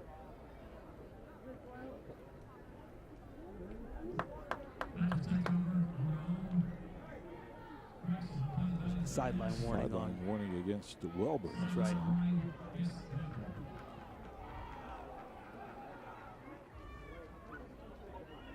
Not sure when that was thrown, but I would think that was thrown after the interception, maybe just the. I think they were a little overly excited on the interception there, but it'll be Wellborn ball at the 39-yard line.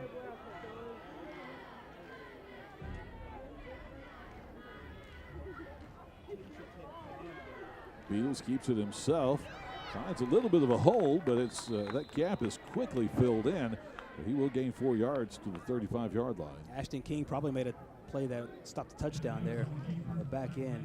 It's a good-looking shot at a player that came up big for Pleasant Valley on both sides. As a running back last year, stepped up for his brother who ended up getting injured. Had a bunch of yards and a lot of tackles for Coach Jonathan Nix last year, and then will be called upon this year as well to come up for the Raiders on both sides of the ball. Second down, 6 yards to go for Wellborn. Hand off to Jet Smith. He finds plenty of open running room. He'll get inside the 25-yard line, pick up the first down, and looks like they'll mark him down about the 23. Give a lot of credit to number 63, Dylan Gilbert. Watch Gilbert's block right here. Just lead the way. That's what starts the onslaught there. And this is I would say, one of the best football players as far as in this region overall. Jet Smith playing offense and defense. And a lot of times as a Mike linebacker on defense, your middle linebacker, is really the captain of the defense in a lot of ways, captain of the offense as well. Handoff goes to Hunt, and he'll gain 3 yards to the 20-yard line. Bring up second down and 7.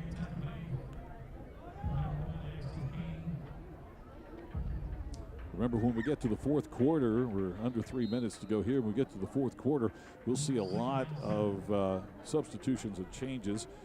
More than likely, most of the coaches in the Spring Jam agree that in fourth quarter, they'll put in their junior varsity players, some of the younger players, let them get a few reps out here on the turf at JSU Stadium.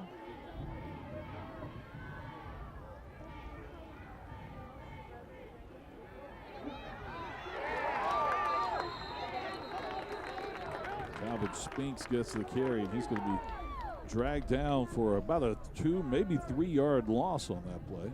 Perfect backside tackle there by number 35, Alex Pearson. We've seen him step up really all game long, but that time coming away, he was on the weak side and just makes a tackle on the backside. Your only responsibility there is to make sure that there's not a reverse or any cutback to come your way. That time makes a play right at the line of scrimmage. Smith. Short screen pass to Hunt. Hunt has a little bit of room. He'll get in near the 15-yard line. It's not enough for a first down. It will be 4th and about 1.5.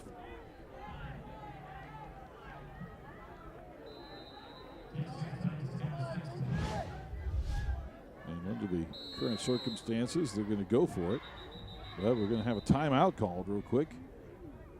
This is going to be called by Pleasant Valley.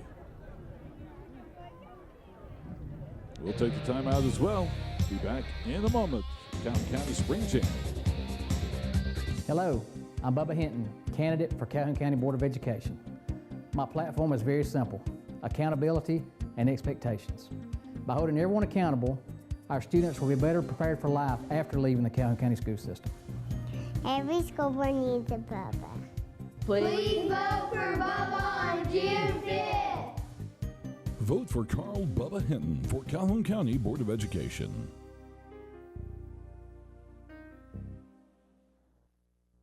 When it comes to great tasting barbecue, nobody does it better than Dad's Barbecue. Dad's Barbecue is slow cooked to perfection, and Dad's menu now includes burgers, shakes, and delicious cheddar muffins. Large groups are always welcome, and Dad's does catering too. And Dad's offers fast, friendly service, and they're kid-friendly. Dine in or drive through. Dad's Barbecue, family owned since 1985, with 2 locations in Anniston to serve you.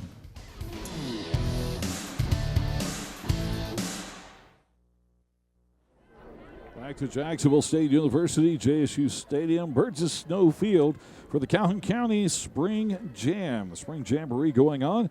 We'll have Sacs and White Plains coming up following this game, but right now we've got Wellborn and Pleasant Valley winding down the time in the third quarter, and now Wellborn going to take a timeout. right after Pleasant Valley had their timeout. This is an interesting play of the game here because with a minute 25, both teams will put their junior varsity in. So this is the last minute 25 here. We'll see what the varsity does coming up next. Hello, I'm Joe Dyer, and I want to be your District 4 Calhoun County Commissioner. Faith, family, hard work, and honesty are my core values. Joe Dyer is a very outstanding gentleman. He has much integrity, and he does a great job with being superintendent of our schools. We hope that you will consider voting for Joe Dyer for County Commission number 4 on June the 5th. I'm Joe Dyer, and I'm asking for your vote on June 5th.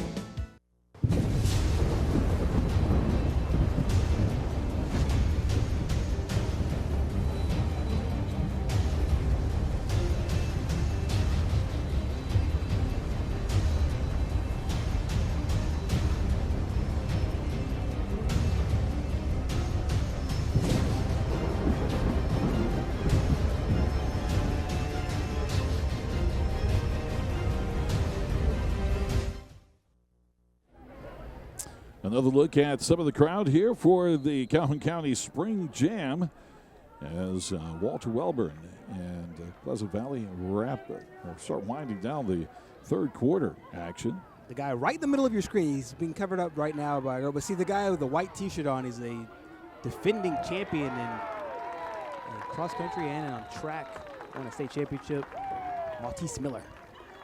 And after the two timeouts, Wellborn goes for the run on 4th and 1, and they are denied. They'll turn the ball over on downs, and Pleasant Valley will take over at their own 16-yard line. Great defensive stand there, a lot of timeouts, and it took a lot of time to get that play actually ran, but when it was run, Pleasant Valley defense comes up big. Minute 19 left in the third quarter. Talked about how this was the only region game, a preview of a game that would be played in the regular season as a region game, and coming up next is Saxon White Plains. That was a region game a year ago. Sax dropping down from 4A down to 3A. They'll play in that same region with Pleasant Valley coming up next year.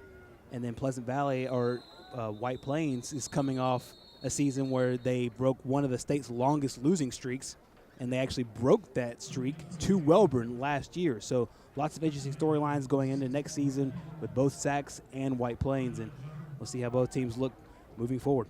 Got another timeout. We'll be back in a moment. Hello, I'm Coach Scott Martin. I'm running for Calhoun County Commissioner of District 3. I bring to you character, leadership, and commitment. Character to do the right thing. Leadership, 32 years of public service. And commitment, making sure I do what is in the best interest of all citizens of Calhoun County. Your vote is important, and I need your vote, so please come out June 5th and vote Coach Scott Martin, Calhoun County Commissioner, District 3.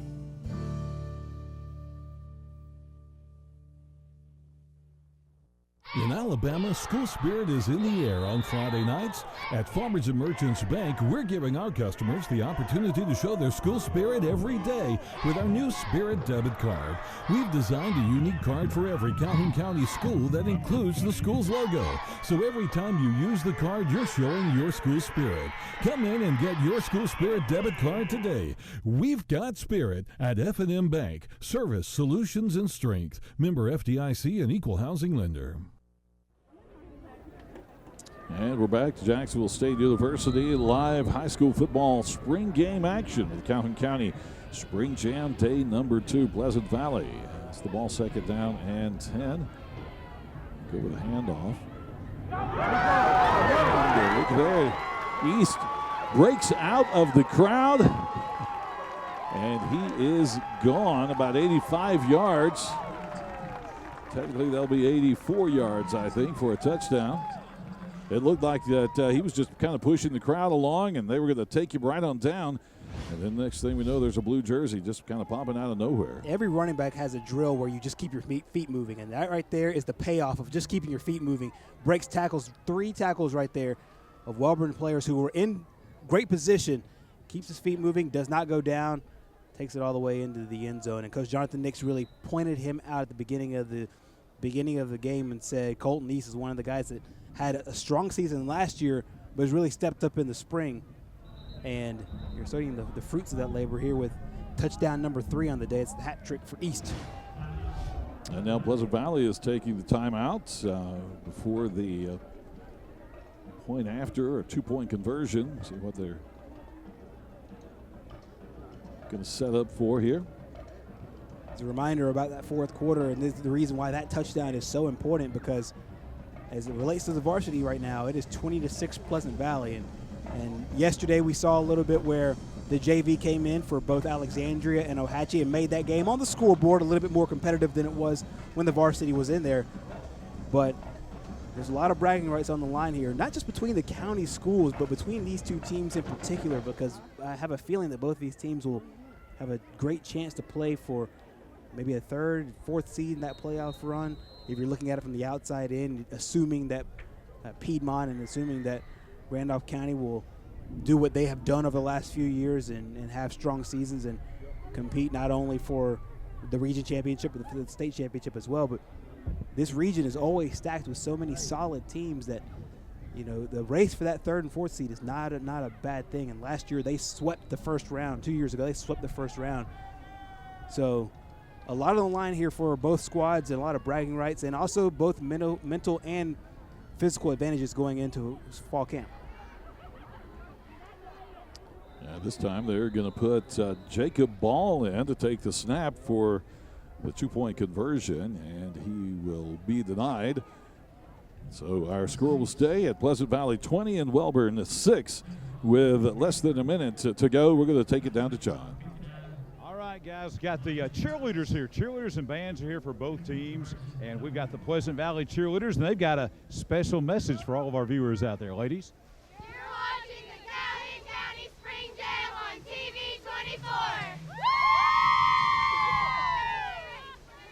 The job title is Calhoun County Coroner, but I believe it is so much more than just a job title.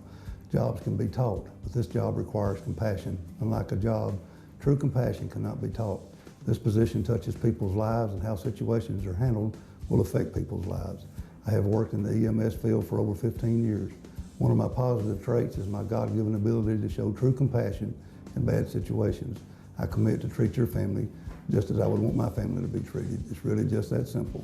I'm Tom Slick, and thank you for your vote on June 5th. Pleasant Valley High School offers a wide range of opportunities for our students to excel. Here at Pleasant Valley High School, we try to focus on success for all of our students. We want to ensure that each student is prepared to go into post-secondary education if that's their choice, or they can go into the career field, or they might want to go into the military. Whatever they want to choose to do after graduation, we'd like to ensure that they have the best opportunity that they can to get that education to prepare them for those rigors of life after high school. Pleasant Valley also has many clubs with different goals for our students to participate in. FCCLA is a student organization that's very involved in our community. The National Beta Club is an honorary society that is made up of our school's top students. Pleasant Valley has over 30 athletic programs at various levels for our students to participate in. This is where all Pleasant Valley athletes become Raider strong in our new weight room facility. We are so thankful for the investment that has been made for our future and our present Raiders. And we're back, and since we're not doing the kickoffs, Wellborn will start off at the 35-yard line, and they quickly start off with a handoff to Jet Smith. And that is not Smith, that is Spinks. Calvin Spinks. Right. It's a nice play there by the linebacker, Alex Paris, to move up there, but then a great cutback, and Calvin Spinks comes in and gets the good cutback, finds the wide open real estate, and picks up the first down. So first down at the 48-yard line. Smith looks to throw. Nice little short pass, but knocked it down and in and out of the hands of Taquan Thomas. He had two options over there. He had Thomas, and then he also had Chase Carroll, number 22. That was designed where both guys are running essentially to the flats, and one guy running probably about a 10-yard route, and the other guy Thomas running about a 6-yard route. Thomas unable to hang on to the football.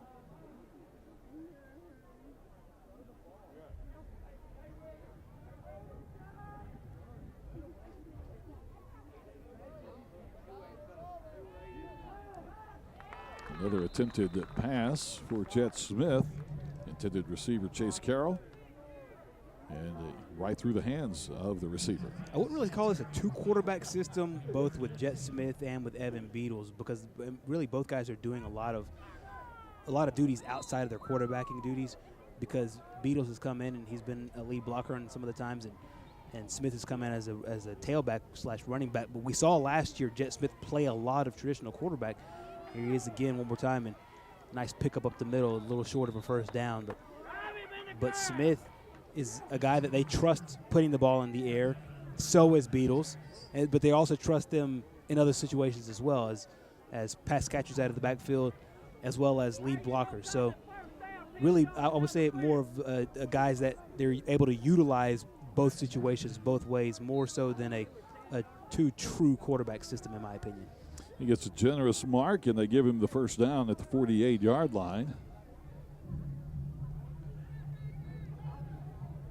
There's a nice shot of Jet Smith. Shotgun, looks to throw. He's going long to the left side, and it's going to be intercepted. Nope, they're going to say he dropped it. Won't be surprised if Jonathan Nix throws the challenge flag out on this one. His team is encouraging him to throw the flag out. Oh, he had it out for a second. He had it out, but puts it back in his pocket. We'll see here on the replay. And that winds down the end of the quarter. So as you'll see, they are going to completely reset the clock. Reset the score and everything. And we're going to see junior varsity and some of the younger players come out here. And that was a good call by the referees. That ball did go and touch the ground. We'll take a quarter break and be back in just a moment. In Alabama, school spirit is in the air on Friday nights. At Farmers and Merchants Bank, we're giving our customers the opportunity to show their school spirit every day with our new Spirit debit card. We've designed a unique card for every Calhoun County school that includes the school's logo. So every time you use the card, you're showing your school spirit. Come in and get your school spirit debit card today.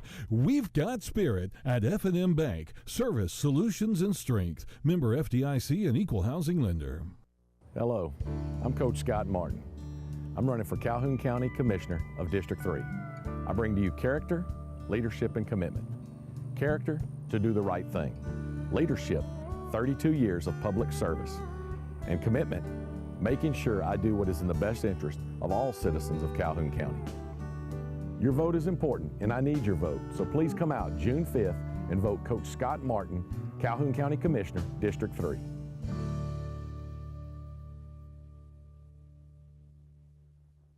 Pleasant Valley High School offers a wide range of opportunities for our students to excel.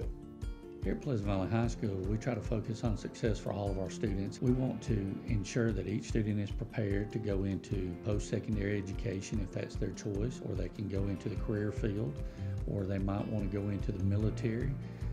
Whatever they want to choose to do after graduation, we'd like to ensure that they have the best opportunity that they can to get that education to prepare them for those rigors of life after high school. Pleasant Valley Officer, I am a true public servant. Just like you, I feel the same struggles working class Alabama faces. Throughout my campaign, I have not taken any money from any PACs, lobbyists, special interest groups, or big business. 100% of the contributions I've received has come from working class people and local small business owners. If you will elect Wayne Willis in the June 5th Republican primary, I can go to Montgomery and answer to only one group, and that's you, the voters.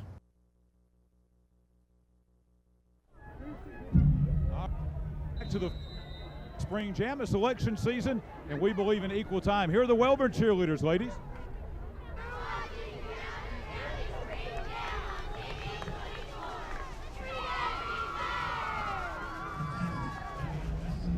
Calhoun County Spring Jam as we wind down game number one. Coming up in right after this game, we'll have White Plains and Sacs. And as we talked about with the fourth quarter, we reset the score, and we've got junior varsity players out here on the field. Some of the younger guys are out here. As is usual, we probably will have some missing numbers in this situation. So we will we'll do the best we can to call everybody's name. And Wellborn, they're giving Pleasant Valley a little taste of their own medicine, a little double handoff type situation there, and Logan Hill, number 31, on the carry for Wellborn. Great chance for some of these younger guys to get evaluated. And one of the biggest things, obviously you want to be able to reward the end of their spring with some time in game action, but I think another big thing is to find out, like Coach Smith told John at halftime, what guys show up when, quote unquote, the pressure's on. And getting these guys evaluated before they enter their junior varsity season, and then finding out which players can serve as backups for when things break down in the fall and players get hurt, because that's part of the game.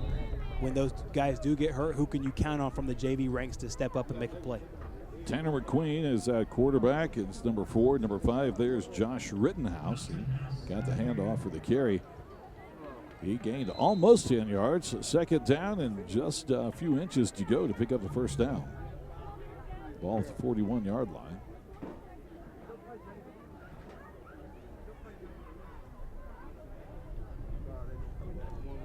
McQueen's going to keep this one himself. He picks up the first down and a little more as it goes to near the 32-yard line.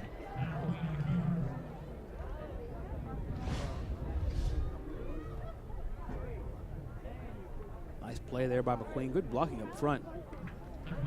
McQueen comes from a line from quarterbacks down the ranks, and last year his older brother was one of the quarterbacks for the squad, and now Tanner getting his shot with the JV unit. First down at the 32-yard line. Handoff for Wellborn to Kavion Wesley.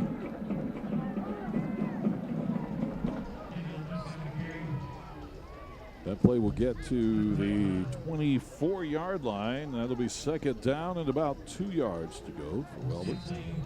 It looks like maybe for the foreseeable future, both these teams will stay in the same region. So both these junior varsity squads will play each other, not only on the JV ranks, but as well as they both grow on the varsity ranks as well. So this would be a nice little matchup for a few years to come.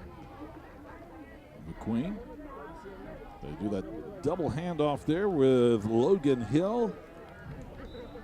And they'll pick up another first down all the way down at the 11-yard line. Let's say the 12-yard line, just inside the 12-yard line. White Plains and Sacs coming up next right here on our final game of the Calhoun County Spring Jam. One of the players to look out for the Sacs Wildcats is Jalen Childs, up as a 2-star. Some might think he might bump up to a 3-star according to different service rankings, and a nice tackle there by Pleasant Valley. Has an Austin P offer, has a JSU offer as well, and also some other schools showing interest like Middle Tennessee and UAB. So he'll be one of the ones to watch, one of the big linemen for the Sacs Wildcats. Josh Rittenhouse on the carry for the Panthers that time.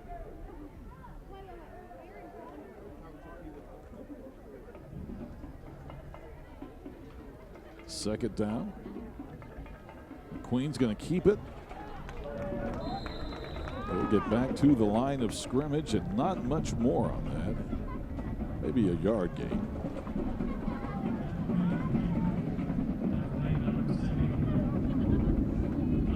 What we saw out of the varsity offense for Pleasant Valley is kind of what we're seeing out of the JV players for Wellborn. A really strong drive here, a long methodical drive, just like Pleasant Valley put together when they won the varsity portion of this spring jam 20-6, and so far Wellborn just calling their shots and taking it to the Raiders.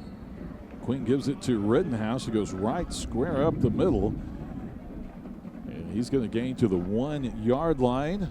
It'll be first and goal at the 1, as we see some of the Sacs players hanging out around the edge of the field, getting ready to take their turn in the spring jam. The Jalen Childs guy I was talking about, see him right there on your screen with the headphones on and raising his arm up. We talked about him being a 3-star guy and one of the players to look out for. A lot of college potential out of Jalen Childs. His first touchdown of the board for the JV squads is for Pleasant Valley. For Wellborn, nice run right up the middle.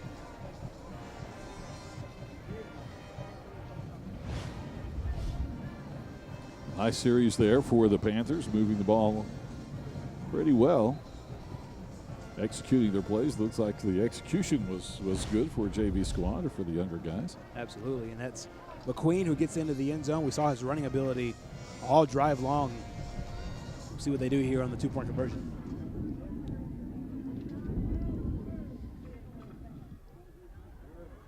They give it to Wesley. Is he going to sneak in that corner down there? The referee says he does. Gets just inside the pylon. Two-point conversion is good for the Wellborn Panthers. They'll go up 8-0 here in this fourth quarter action. Nice shot of the band right there. We really appreciate them adding to the festivities here of the fall. And we talked about the cheerleaders and the band and all that coming out, and really it gives a game day feel, number one, and also for the second thing is, you know, all of them will start to get together, I'd say late July, early August, and they'll have some of their competitions and get their show ready as well. So really a good, not only time to socialize and have fun, but also work on some things they'll do come fall. First down for Pleasant Valley, and their first play is going to go backwards.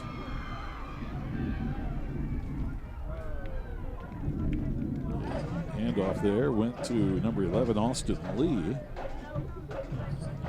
Joseph Wyatt is the guy that comes up with a big play, 53, and this is well behind the line of scrimmage. Just snuffed that play out perfectly from his defensive tackle position. Comes up with a big play, and these are the kind of plays that coaches love to see on camera, on film from some of these JV guys. Braden May, number 20, lining up at quarterback. He'll keep that one himself.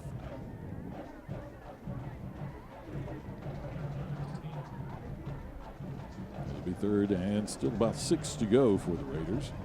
Talking about the bands, you know, we always talk about the football teams and their summer practice once they get ready for the season, which starts mid-August in the heat of summer. So you see a nice run here for the Raiders. Jacob Ball on the carry. He'll go all the way down to the 46-yard line, pick up a big first down. But while the football team's practicing, the band's out practicing in the heat as well, getting their show ready for football season. Ball's one of those guys that it looks like they'll rely on him to run a lot more. They're taking a look at, that's a nice shot there of Ball with that starting quarterback and Brody Phillips, and we've seen fumble on the snap. Yep. Seen some highlights from both of those guys as new quarterback comes in here into the game for Pleasant Valley. And that's going to be a turnover, and Wellborn, that ball recovered by number 51, Casey Thompson, I believe.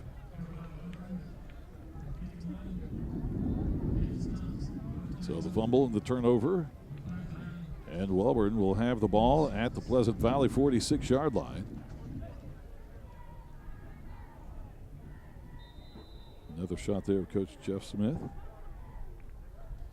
We get to know Coach Smith pretty well during football season with the Panther Pride Coaches Show on TV 24. Well, we're really looking for a bounce-back year. And they had a lot of young guys last year. They're going to return a lot of young guys this year. Essentially, all 22, just about all 22 starters. There's a few guys here and there that are not a part of this year's team. Guys like Ted Harris come to mind. But this year's squad is really young. And last year they leaned on a very, very young football team. A lot of sophomores, a lot of juniors, and a lot of those guys are coming back this year. So they have some experience, but they're still going to be young for the next, I would say, for the next about couple of years. They'll put a young team on the field, and really just about every team, every player that started today for the varsity will be back again next year as well. So this is valuable experience for all of them. And just like everybody else having to deal with the attrition that comes with high school football, Coach Smith and his bunch have, and they're doing the best that they can with these young guys. Queen keeps it himself, goes right up the middle, follows his line, and he'll pick up the first down at just inside the 34-yard line.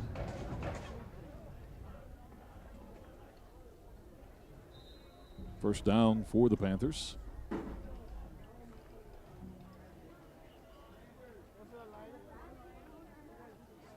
Under 5 minutes to go in the final quarter here.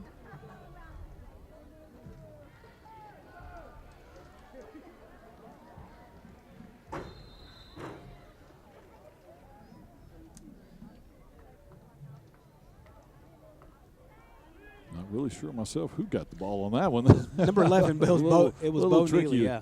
Yeah, it was Bo Neely coming back on the inside handoff and picked up a few yards there. It looked for a second, as you said, I was a little confused as well, but looked for a second that McQueen kept it, but he did go to Neely and picked up some really positive yards on first down. This one goes to Rittenhouse, and he carries it all the way down inside the 5-yard line. It's a big fullback, but he shows some strength here and some speed as well. Virtually untouched for the first 12 yards of that carry. Well blocked, well executed play there by the Panthers.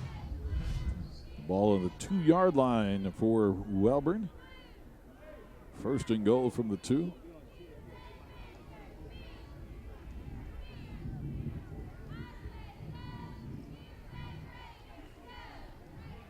This time it goes to Kavion Wesley, and Wesley will get the 2-yard gain and pick up a touchdown for the Panthers. Signs of good things to come here for Wellborn. This is really 2 very well executed drives by that Wellborn offense, and the second drive and the second touchdown really stimulated by the defense getting the fumble and then turning that into quick points here for the Panthers. So it's a young squad, and this JV unit right now looks very, very strong.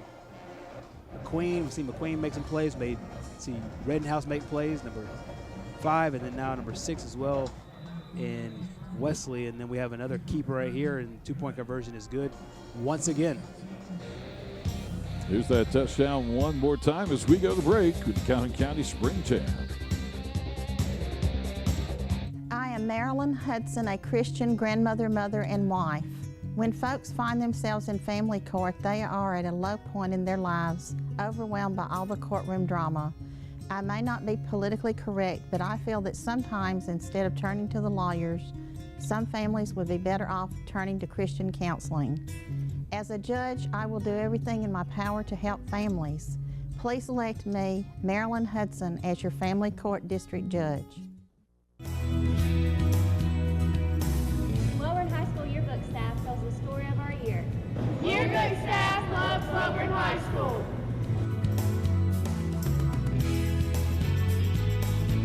We're Wellborn High School Student Council. Go Panthers!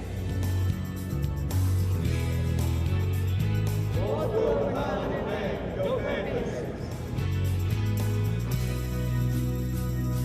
There is no I in Wellborn, but there is a we. We are Wellborn, and we are the Panthers. Have a blessed day. And we're back, and a timeout was taken by Pleasant Valley as we were in the break there. So coming back to action. No kickoffs, of course, in the Spring Jamboree games. So after the touchdown by Wellborn, Pleasant Valley has the ball at their own 35-yard line.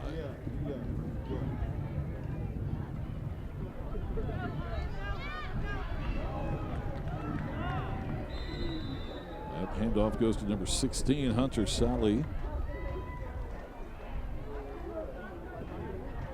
Nice gain on that play. He'll pick up about 8.5, maybe 9 yards.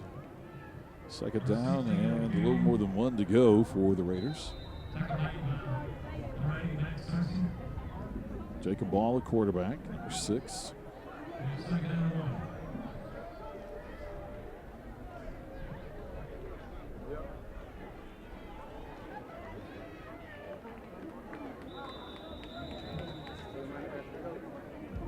Again, the give goes to Sally, number 16. That'll be enough to pick up a first down all the way out at the 48-yard line.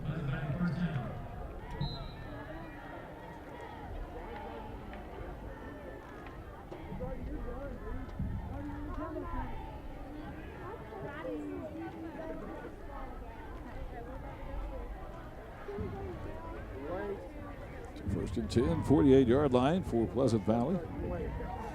We're seeing some of the younger junior varsity guys play here. Cameron Green on the carry to the near side. He is going to pick up a first down all the way down to the Wellborn 41-yard line. Cameron Green's got a lot of promise for the Pleasant Valley Raiders. One of the guys that shows a lot of speed, and they use him as a defensive back as well as a corner.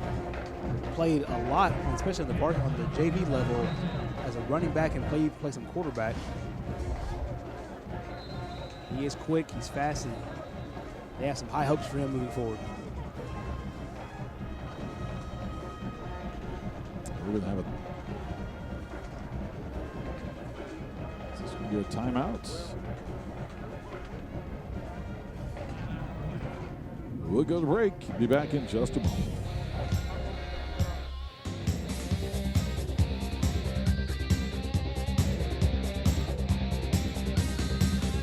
Hello, I'm Joe Dyer, and I want to be your District 4 Calhoun County Commissioner. Faith, family, hard work, and honesty are my core values. I support law enforcement, business and industry, senior citizens, and job growth. It has been my honor to serve these last 7.5 years as your Calhoun County School Superintendent, and it would bring me great joy and honor to serve as your District 4 Commissioner. Let's come together and move District 4 in a positive, innovative direction. I'm Joe Dyer, and I'm asking for your vote on June 5th.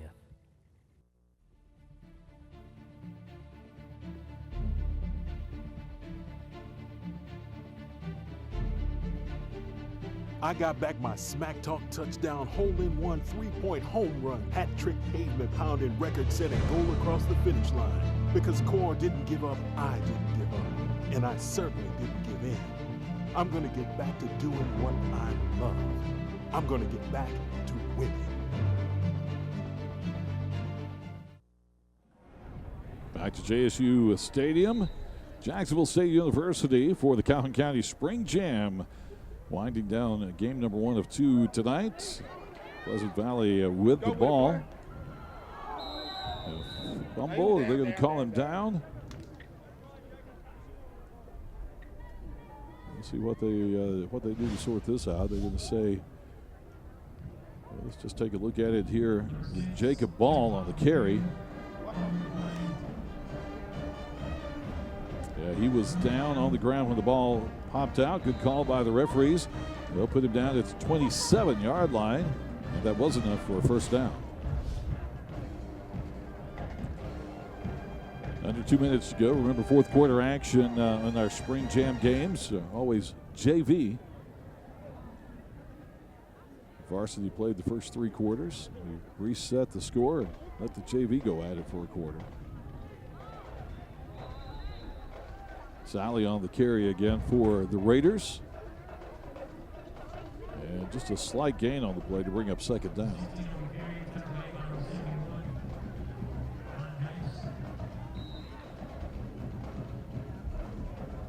It's a great time for Calhoun County football. It was also a great time for a lot of other Calhoun County sports. And I'll give a big shout out to the Alexandria softball team. They made it to the state tournament, as well as Pleasant Valley softball team. And Cherokee Counties as well as a fumble recovered there by Pleasant Valley. Sandrock's softball team also made it to the state final as well. In high school baseball, the Spring Garden baseball team, one of the reasons why Spring Garden couldn't be here yesterday and DAR took their place is because the baseball team made it all the way to the state finals, and they finished as runner-up, as did Hoax Bluff in Class 4A. For boys golf, the Donahoe Falcons won the 1A state championship. Westbrook Christian finished second.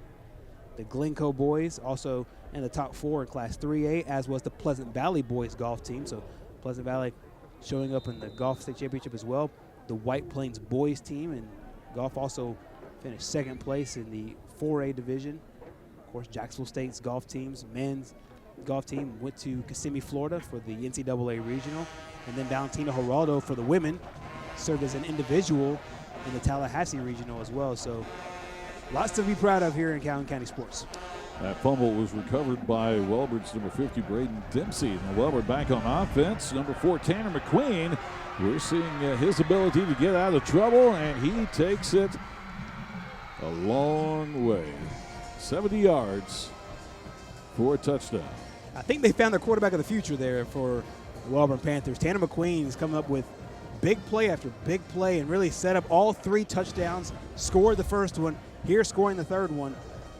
Great blocking along the outside, and just a fantastic move there to elude the defender, and then after that uses his speed. He races down the sideline and gets a long touchdown, 70 yards, as you said, and into the end zone. And I'll tell you what, when they'll probably have to try to find a way to give him the football during the year as well. Obviously, Jet Smith and their starting quarterback for this year, and Evan Beatles, will have a whole lot to say about it. But McQueen doing a good job there, as well as Bo Neely, who comes up with a 2-point conversion. So just a quarter of action. Wellborn, JV 24, Pleasant Valley, JV nothing, with 40 seconds remaining in this game. This is Bo Neely's mom. She's not aware that she's on the big screen yet. Now she's aware.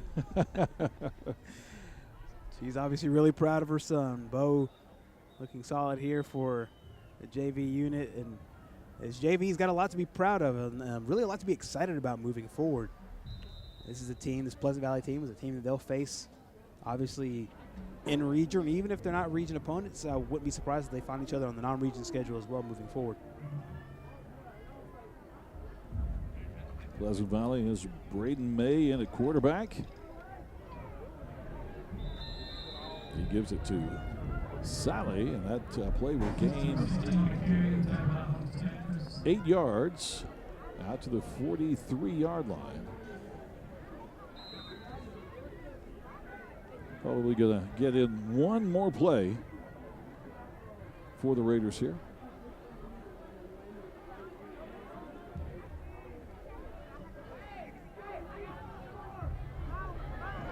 Handoff this time.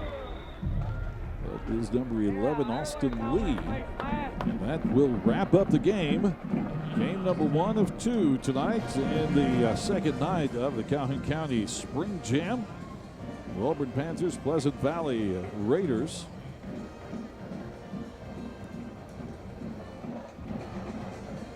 Have another game coming up following this one. White Plains and Sacs. You'll want to stay tuned for that. It'll be an exciting game to keep an eye out on. Always enjoy doing these spring games and having all of these teams that come out to JSU, play in front of the TV cameras, and makes those spring games a little more exciting than just a scrimmage kind of game like they used to be. Absolutely, and we said earlier that this is going to be a test of what we'll see coming up in the fall. So, obviously the Wellborn Panthers got them last year. 28-0 was the final score in the regular season last year. So they had the bragging rights up until this moment. And right now, PV has the quote-unquote advantage, and you can take that as far as you want to take it, but they have the advantage going into this fall, knowing that the JV unit did their job, and then the JV unit for Wellborn did theirs, scoring those 24 points. So a lot to be excited about, really, for both squads.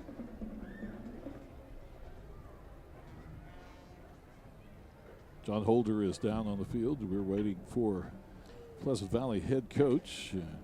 Talk to him a little bit before we move on to other things. Again, as we told you, we have Sacs and White Plains coming up with the next game. As you see the Sacs Wildcats coming out onto the field, they'll have a little time to warm up.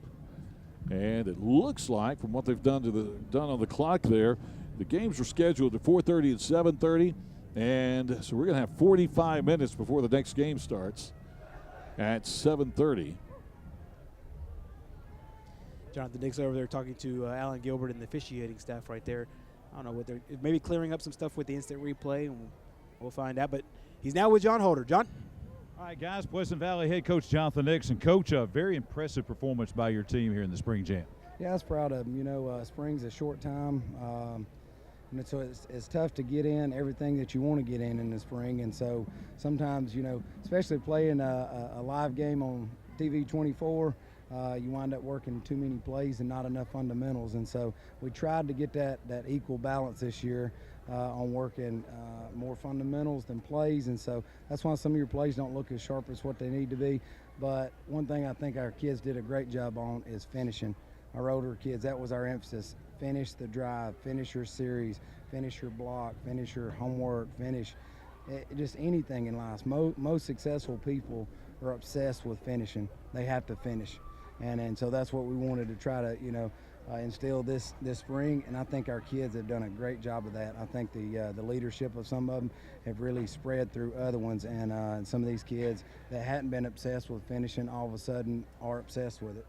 I think the thing that everybody's been talking about here during the game was the physicality of your team. I know you're in the process of making a lot of upgrades to your weight program and your weight facilities.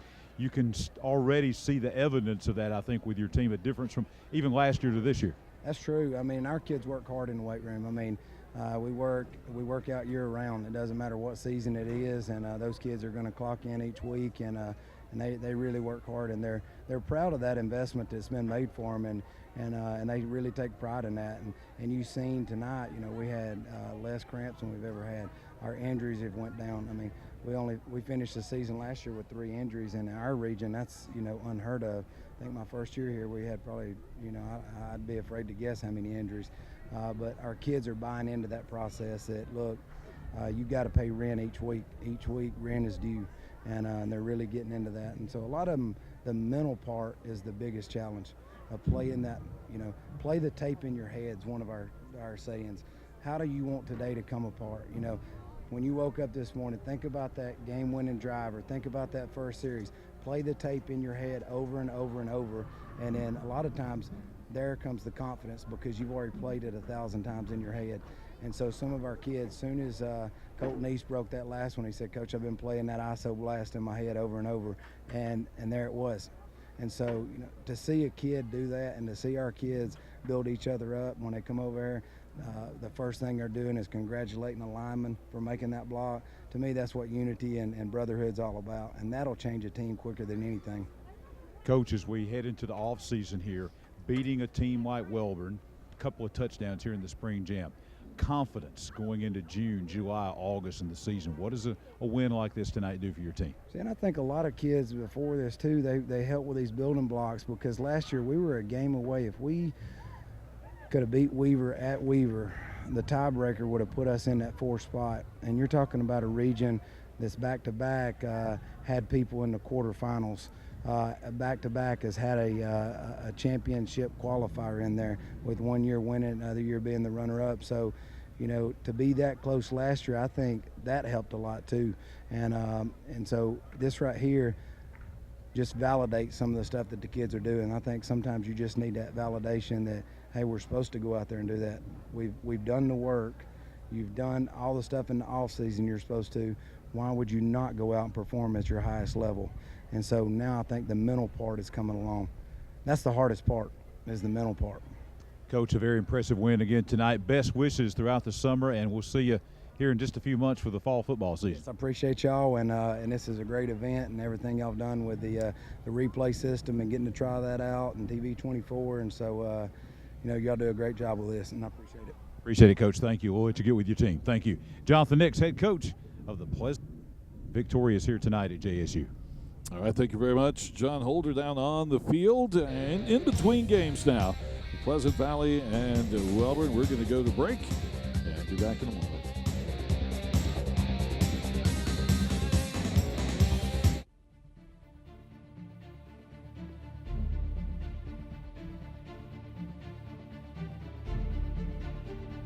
I got back my Smack Talk touchdown hole-in-one 3-point home run, hat-trick pavement pounding record-setting goal across the finish line. Because Core didn't give up, I didn't give up, and I certainly didn't give in. I'm gonna get back to doing what I love. I'm gonna get back to winning.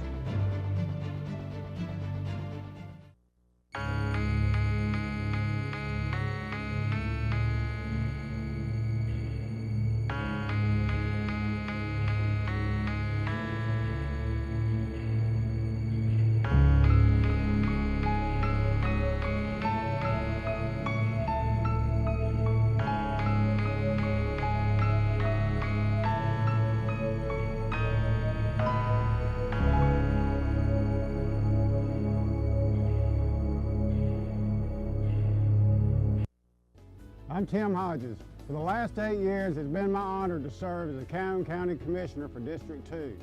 During my tenure, we've accomplished a lot. With Tim Hodges on the commission, over 990 new jobs were created in District 2, not to mention the completion of 10 county school enhancements, along with over $6.5 million invested in the district's infrastructure. We still have more to do, and with your support, we'll get it done together. Vote Tim Hodges, Calhoun County Commissioner, District 2. Hi, my name is Reverend Jeffrey C. Williams, the owner and licensed funeral director of Anderson Funeral Services.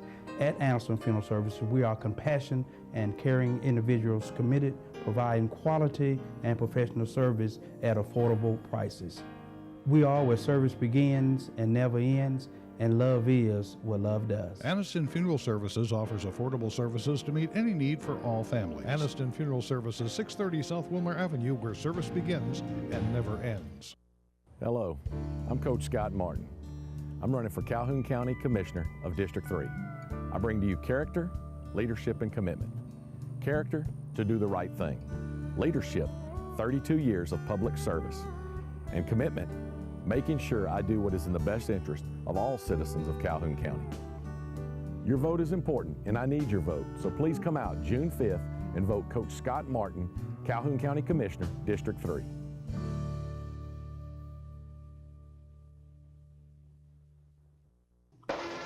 The Sachs Wildcats will start the fall season off by traveling to Alabama Christian and then traveling to Cleveland County, coming back home to B.B. Comer, then traveling to Wellborn, hosting Pleasant Valley, taking a week off, and then traveling to Piedmont and traveling to Weaver.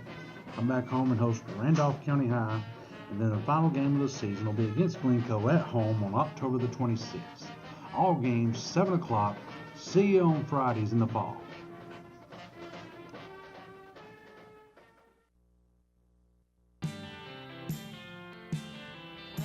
Historic Banning Mills is the largest and longest zipline canopy adventure in the world. It's located in your own backyard near Carrollton, Georgia.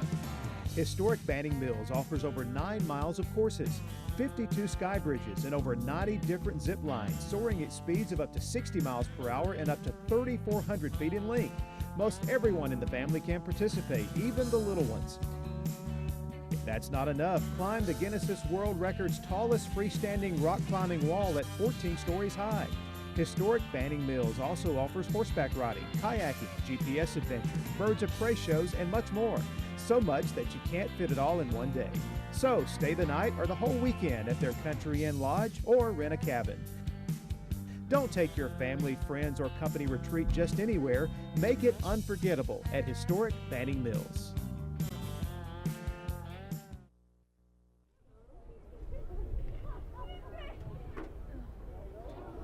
And welcome back to Jacksonville State University and JSU Stadium.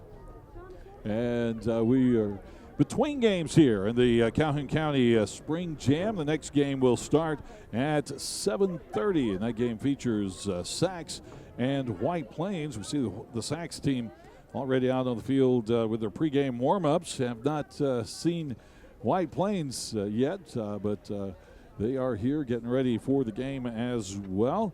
And Gerhard, any final thoughts on Wellborn and Pleasant Valley? One of the things that Coach Nix told John just a minute ago, and I really, really loved it, and I think it's a mark of a program that's on the rise, is he talked about the team's mentality and confidence. And he said, hey, guys, play the plays in your head. And I just think that mentally Pleasant Valley needed to get there. They needed to get to a place where they're starting to feel that confidence. And you could tell the way that they looked 2 years ago, the way that they looked last spring, and the way they look now, it's a completely different ball club, and I think that all starts mentally, and Coach Jonathan Nix has done a great job with the guys just in that form and not looking up in awe to the teams in their region, because there's a lot of good football in that region. Guys like Weaver, guys like Sachs, teams like Randolph County. These are teams that have made state championship games, third round of the playoffs, semifinal round of the playoffs. Ohatchee was another squad right before they moved down to Class 2A. I think with Pleasant Valley, it starts mentally, and you're starting to see the rewards of that show up on the field. The varsity team did what they're supposed to do. They won a 20-6 game over a team they lost 28-0 last year. I think the mental stuff starts now, the confidence stuff starts now, and it'll only move forward with them as they roll on into the summer and then going into the fall.